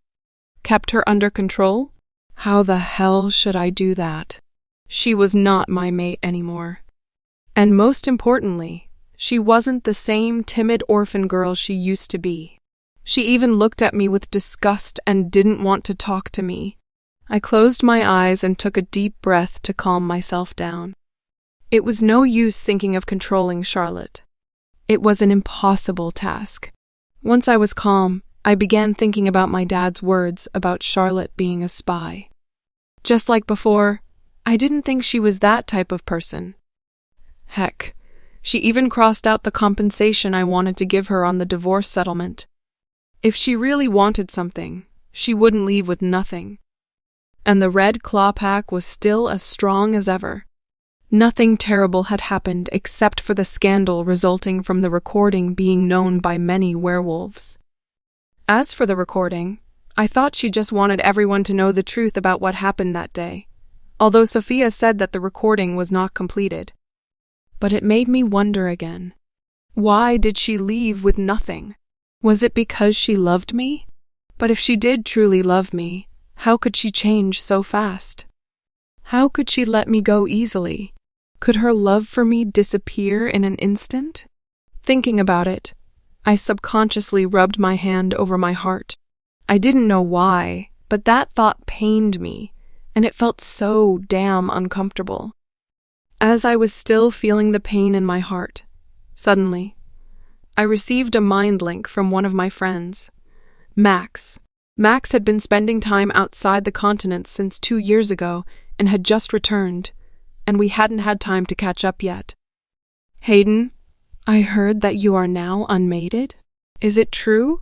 And it wasn't just a normal rejection, but breaking the mate bond? And she was the one who wanted it? He asked with a cheerful voice. Hearing his words and tone annoyed me even more, and the pain in my heart intensified. And I heard she's actually the mysterious, powerful female alpha from the Mooncrest pack? She is the heiress and will become the next alpha? He continued asking a barrage of questions without waiting for my reply. I had a feeling that he was mocking and laughing at me for letting go of such a powerful she-wolf. What do you want? I growled out. Chill, dude, he laughed. Guess where I am right now? I wasn't in the mood to play a guessing game with him. Just tell me if you want to tell me, I growled. I'm at the Dazzling Star Club. And guess who I saw? He asked with excitement. The Dazzling Star Club was a popular upscale club with memberships. Those who could afford the memberships would only be the upper class or wealthy werewolves. And it was the place that young, unmated alphas, betas, and gammas loved to frequent. Who? I snapped at him. This guessing game was getting old, and it really increased my annoyance. I had in mind just to close the mind link forcefully if he kept this up. I saw your ex-Luna. He laughed. Hearing the word ex-Luna made me straighten in my seat. Charlotte? I asked to make sure. Do you have any other ex-Luna? Of course, it's her. Max seemed gleeful that he finally caught my attention and took his words seriously. Guess what she's doing right now? He seemed to be in the mood to torture me. Tell me, I growled out loud enough. If there were other people around me, they would no doubt be scared hearing my growl. She's been dancing with different guys, and damn, the guy she's dancing with now is even hotter than the ones before. His words somehow made my blood boil. The image of Charlotte dancing with hot men and them touching her made me want to tear those guys' limbs off their bodies. Wait for me there, I said, and closed the mind link. Not even bothering to change my clothes or mind linking my beta, I quickly took my car key and drove to the Dazzling Star Club at high speed. Charlotte's POV. Come on, Char. It's my birthday today. Don't you want to accompany me? Olivia asked as she clung to one of my arms. Olivia had been bugging me to go to the Dazzling Star Club for her birthday celebration. I kept refusing her because it had been 3 years since I went to a club, and I didn't know whether I'd still like the bustling scene of a club. Charlotte, I heard a voice in my mind. Lexi, are you okay? It had been quite a while since she last spoke to me. Since the breaking of the mate bond, to be exact, and I was worried about her. I'm fine. I'm sorry for not speaking sooner. Her voice still sounded a bit weak, but I could feel her spirit getting stronger. No worries, Lexi. As long as you are fine, I told her earnestly. It must be hard for her. The breaking of the mate bond. The moon goddess created the mate bond, and it felt more intense for our wolves. The human counterparts might hate each other even though they were mates, but the wolves wouldn't feel the same way. The attractions with their mates would be strong for them. Thus, breaking the mate bond might also break them. I wasn't feeling so well, but when I saw Hayden during the banquet, I didn't feel the same way to Rhett as I usually did. So I'm fine now, she explained. I didn't know how to respond. Should I tell her it was good? But Rhett was her mate, and she might still have some feelings for him. Charlotte, you should go with Olivia, Lexi, fortunately, said next. You want me to go with Olivia? I wasn't too surprised that she said that. She also wanted me to be happy. "You've been working hard. I think you need to relax," she pointed out. I thought about it, and she was right. Since the banquet, I had been pouring myself with work and had no time to wind down. "All right, I'll go with you, Olivia." I agreed to both Olivia's and Lexi's requests. "Yay!" Olivia squealed happily. "We'll find you a man there to get rid of those awful memories with the bastard. You are divorced and unmated now. It's time to let you shine. I'm sure there will be many, many male werewolves wanting to be your suitor." Olivia kept telling me of her plans to find me a new suitor before making me promise once again that I'd be at the dazzling Star Club tonight. She left after she was sure I really would go and meet her later on. I shook my head helplessly as I watched her leave. Olivia sure was stubborn. I looked at the still a lot paperwork in front of me and began looking through them again. I had to finish going through this paperwork and deal with some pack businesses to have time to celebrate Olivia's birthday. After dealing with some pack's business, I finally changed my clothes and drove to the dazzling Star Club. Upon arriving, I noticed that it was a high-class club that needed memberships to enter. I quickly registered for the expensive membership and entered the club. Although the club needed memberships, I was surprised to see it was pretty packed. I noticed lots of alphas, betas, and gammas from various packs. I quickly went to the area where Olivia had texted me. When I was nearing her table, I saw that she wasn't alone, and my eyes settled on a hot and handsome man wearing a white shirt with a few buttons left unfastened, showing a peek of his bronze chest, the sleeves rolled up to the elbow, and black pants for the bottom. His black hair was not gelled. Some strands fell in front of his gorgeous green eyes. "Nate?" I asked in disbelief. Was he the same Nathaniel Gardner, our childhood friend, who 3 years ago was a bookworm studying to be a doctor? "Lottie." He smiled, stood up, and took me in his arms. "Oh my goddess, Nate, you look so hot and handsome," I praised him. Why did the men around me suddenly become handsome? First Leo, now Nate. Not that I was complaining. Far from it, I loved it. They were a sight for sore eyes. He laughed and thanked me. "Hey, don't forget about us," I heard a female voice complaining. Nate released me, and I saw 2 other friends sitting at our table. "George, Elsie." I quickly went to them and hugged them.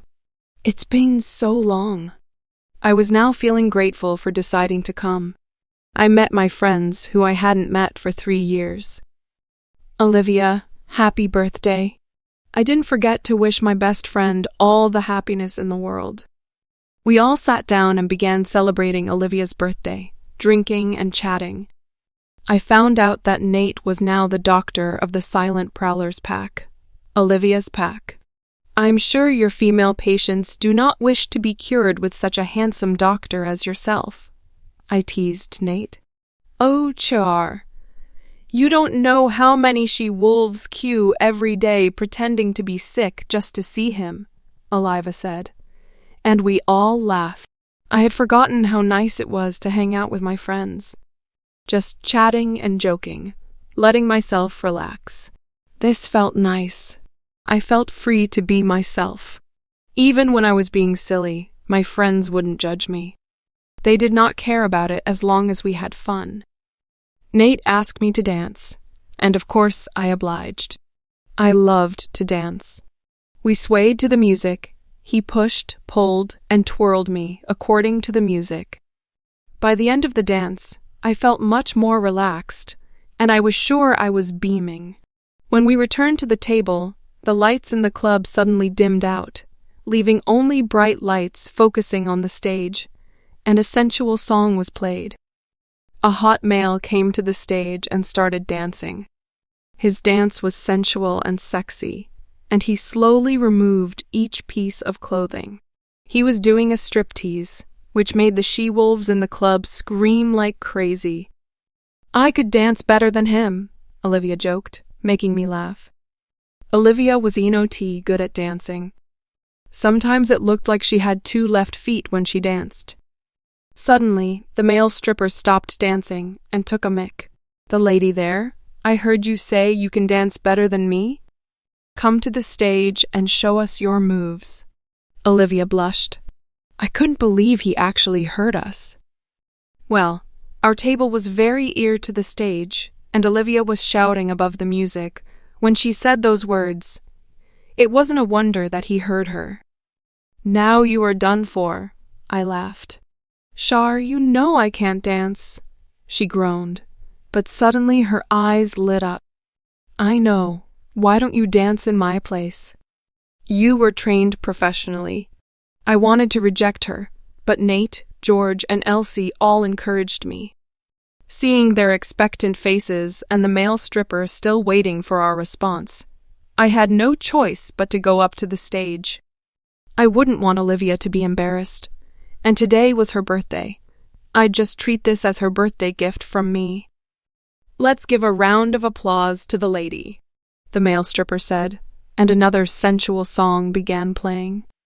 I looked at my friends, and they were cheering me on. I shook my head and smiled helplessly. Closing my eyes, I listened to the music and began swaying my body to the sensual beat. I was trained professionally in all types of dances, including sensual dance. I wouldn't strip, of course, and I knew how to make any dance look sexy, yet still classy. The more I moved my body, the more immersed I was in my dance. At this point, there was nothing except me and the music.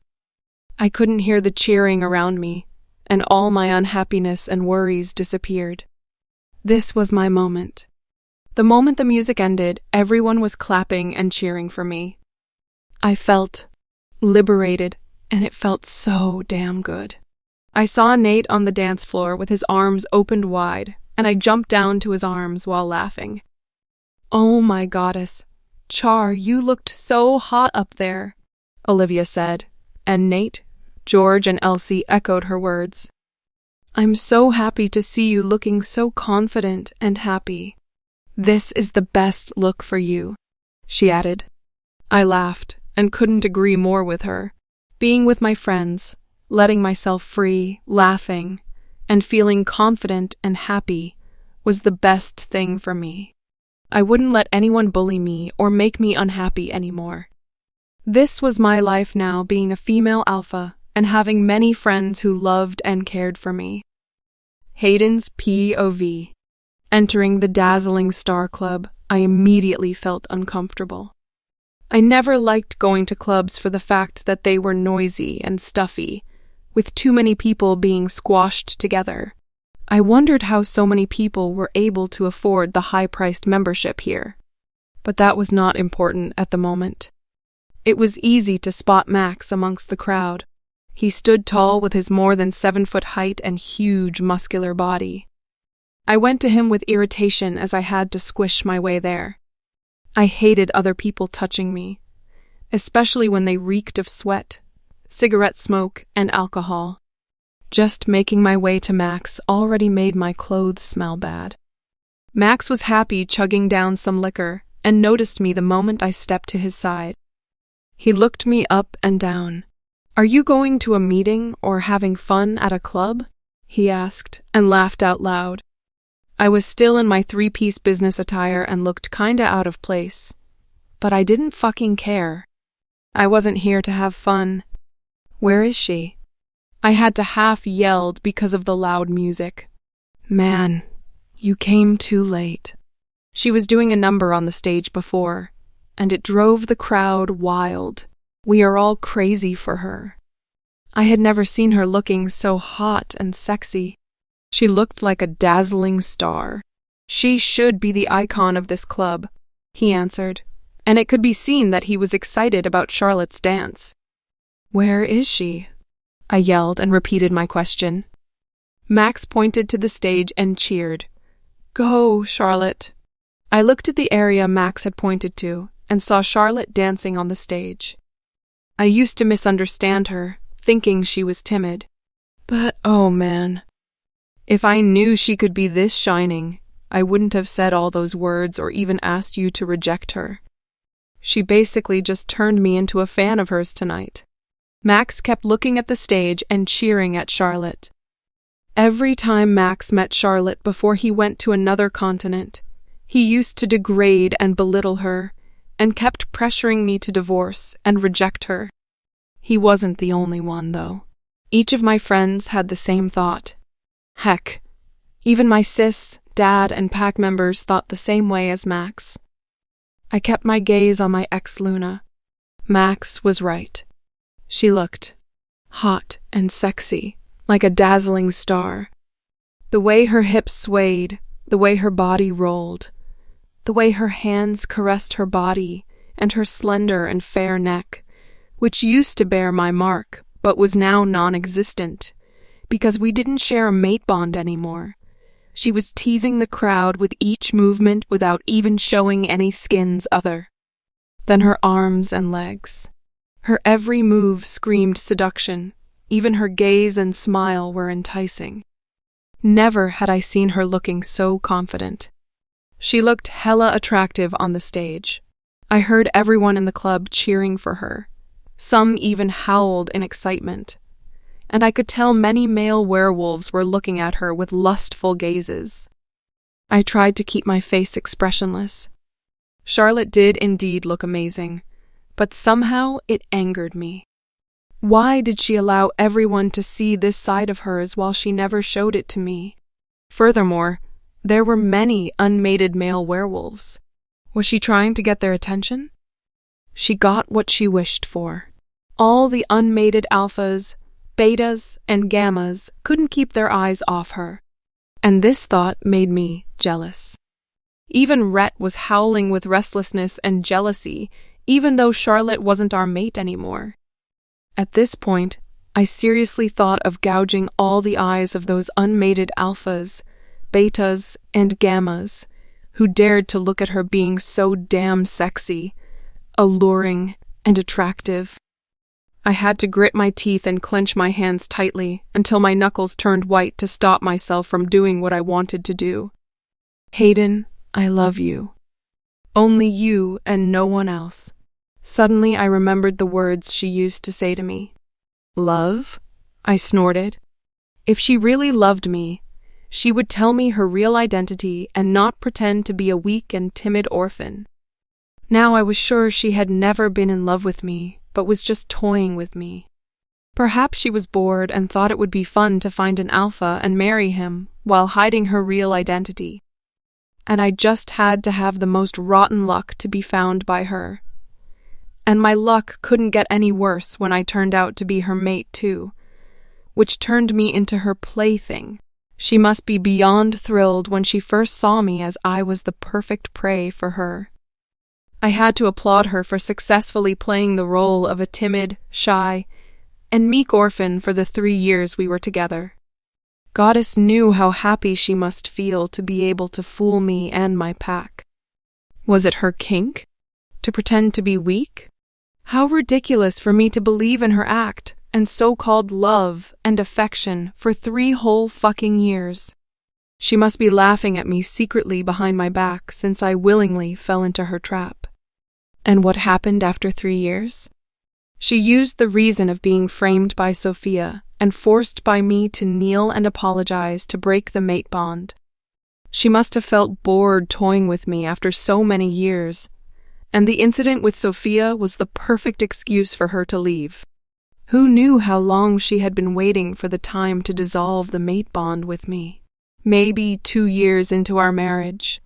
Other than pretending to fall in love with me, she also needed to make sure that I got used to her love and affection, right? If not, there would be no point in her play.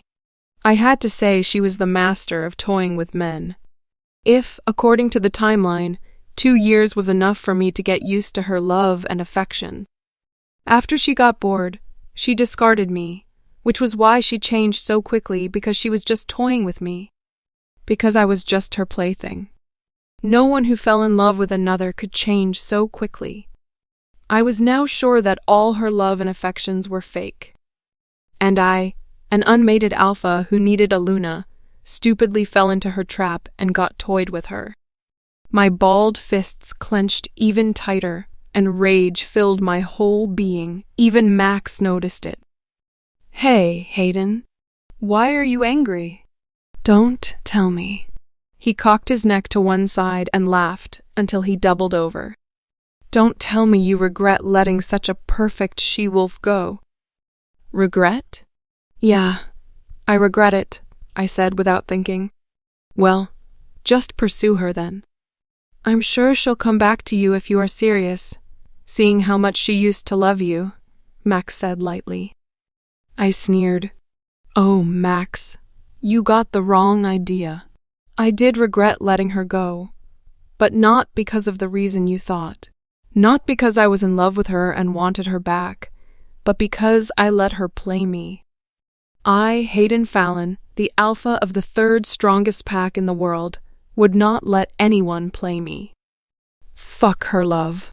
Who wanted a fake love? Who wanted to be played?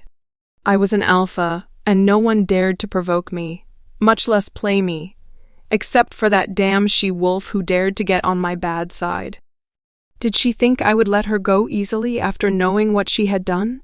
Rejecting her and breaking the matebond couldn't be considered as hurting her, because she obviously had been waiting for it to happen. Now she must face the consequences of her actions and deception. If I let her go easily, others would think the alpha of the Red Claw pack was weak. Charlotte, I won't let this matter go. I swear I'll get back at you for playing me. No one shall live happily after playing me, I said through gritted teeth, as I kept watching her swaying her body to the music. My expression hardened, and before I knew what I was doing, my body moved by itself, my feet stepped forward, carrying me to the stage where that damn sexy player was still seducing every male werewolf with her dance. Charlotte's POV. I opened my eyes and saw my 4 friends and one of Hayden's friends, Max. I'd met him before, and I knew he hated me, so I didn't bother with him. "Hayden, how shameless can you be?" Nate growled and punched Hayden right in his face. Hayden was not expecting it, and he took the punch directly. He staggered a few steps back and wiped the blood that flowed down from his nose. He was about to punch Nate back when I saw Max stopping him. "Charlotte, I apologize for his behavior. He is drunk as a skunk and did not know what he was doing," Max apologized, which surprised me to no end. Didn't he used to hate me? He kept saying bad things about me, abusing me emotionally, just like those who were related to Hayden every time we met. Why was he apologizing now? I also want to apologize for the past. I shouldn't have humiliated or belittled you. I misunderstood you. I'm sorry about that, he apologized again. I wondered what was wrong with these 2 men in front of me tonight. One acted like he was jealous, and the other apologized humbly. Did they get drugged or something? I felt something covering my lower body, and saw that Nate had removed his shirt and tied it around my waist. I smiled gratefully at him. "Hayden, I'm warning you. Stop harassing Charlotte in the future, or I swear the whole members of the Mooncrest pack will teach you a lesson," Olivia growled threateningly.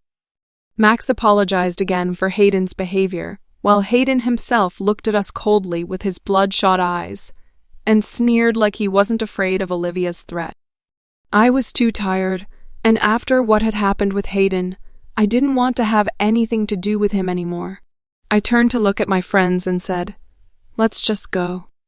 I'm tired."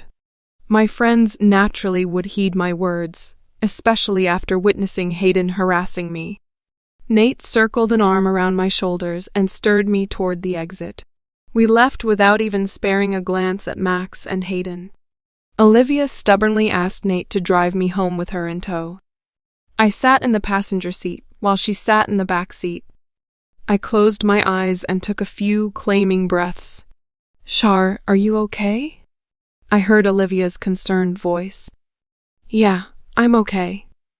I glanced back and smiled reassuringly at her. Now that I was calm, I really felt okay. Hayden's action, although humiliating, didn't affect me that much. I'd just treated it like he was drunk and didn't know what he was doing, just as Max had said. It didn't mean that I forgave him. It was just, I didn't want to think about it since I wouldn't want to have anything to do with him anymore. Knowing that I didn't want to talk about Hayden, Olivia changed the subject. Shar, you were so amazing on the stage. So many men asked for your numbers. And I think someone took a video of you dancing, she said excitedly. I just smiled softly. I was used to it.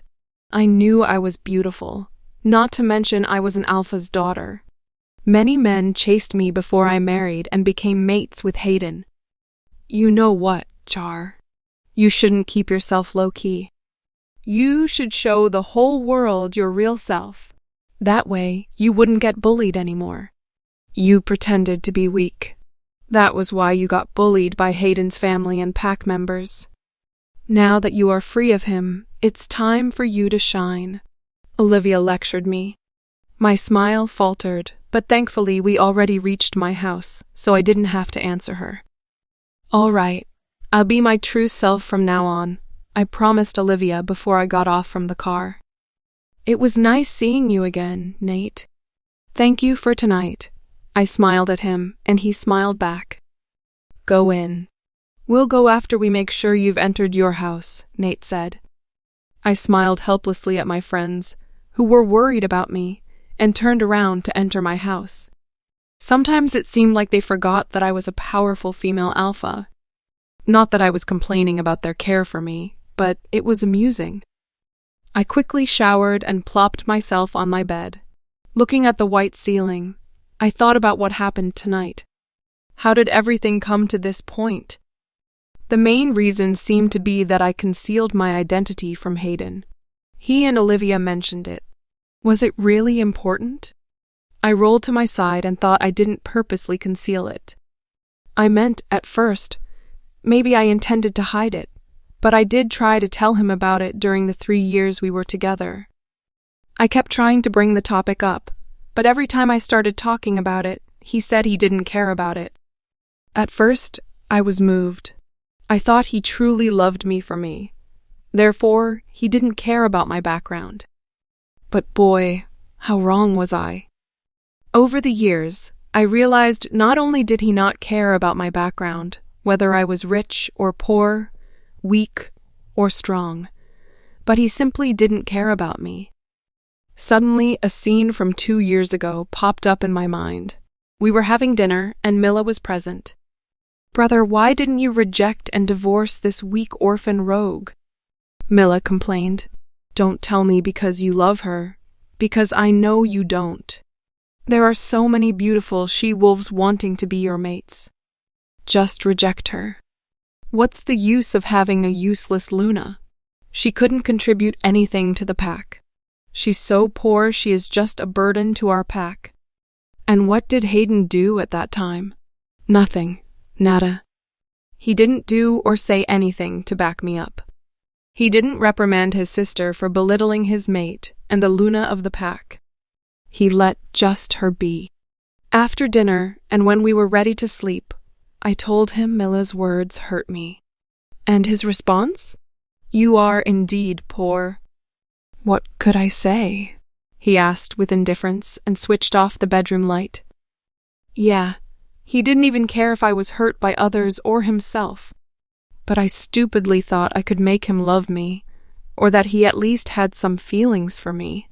That was why I was shaken when he told me he never loved me, and just claimed me as his mate to make his pack stronger and save future troubles. How stupid was I to believe that mates were supposed to love and care for each other? Shouldn't he feel a bit of affection toward me because of the mate bond? No. The only thing our matebond did to him was getting attracted to me physically, and the sex was always amazing. He sure knew what to do with his hands, fingers, mouth, tongue, and dick. Though I was sure it was Rhett's doing, and not because Hayden himself was attracted to me. Maybe it was my fault too. I never put on makeup or tried to look good in front of him. He must have thought I was ugly. So, I didn't understand why it bothered him so much that I concealed my identity. He didn't care about it when we were together. Why did he care about it now? Was it because of his ego? Was he afraid to be called a fool for letting a powerful female alpha go?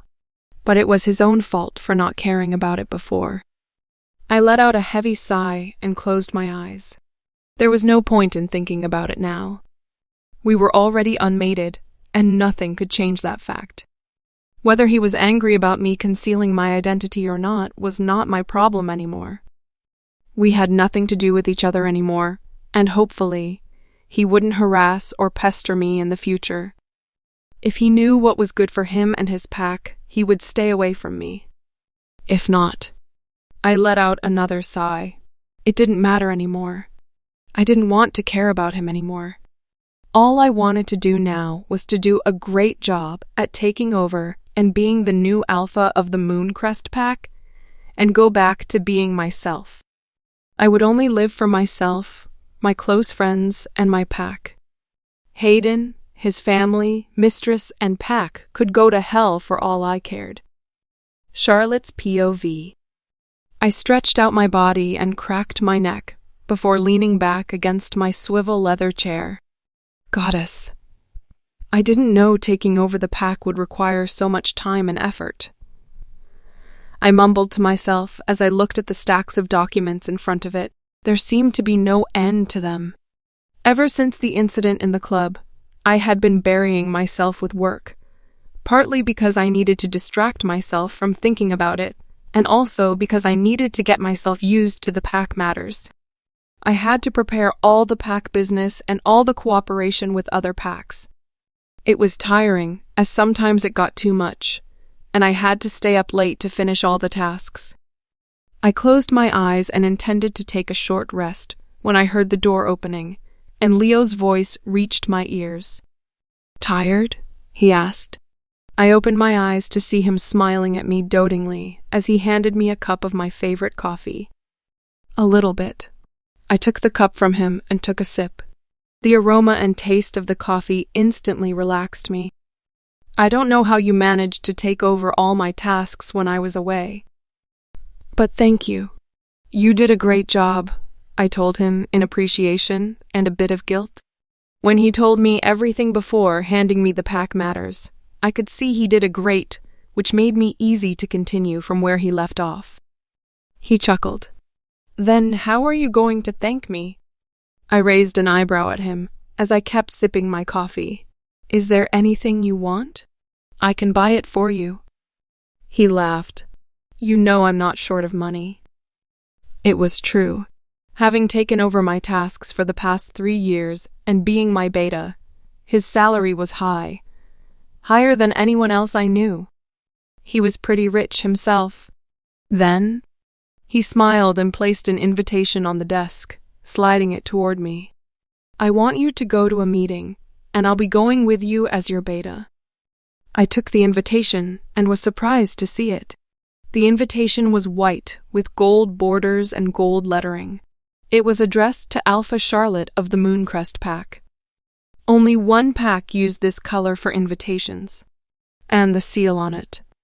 It is a very important meeting, and he invited you personally, he smiled and hinted. I caressed the seal and couldn't help the excitement from blooming in my heart. I smiled.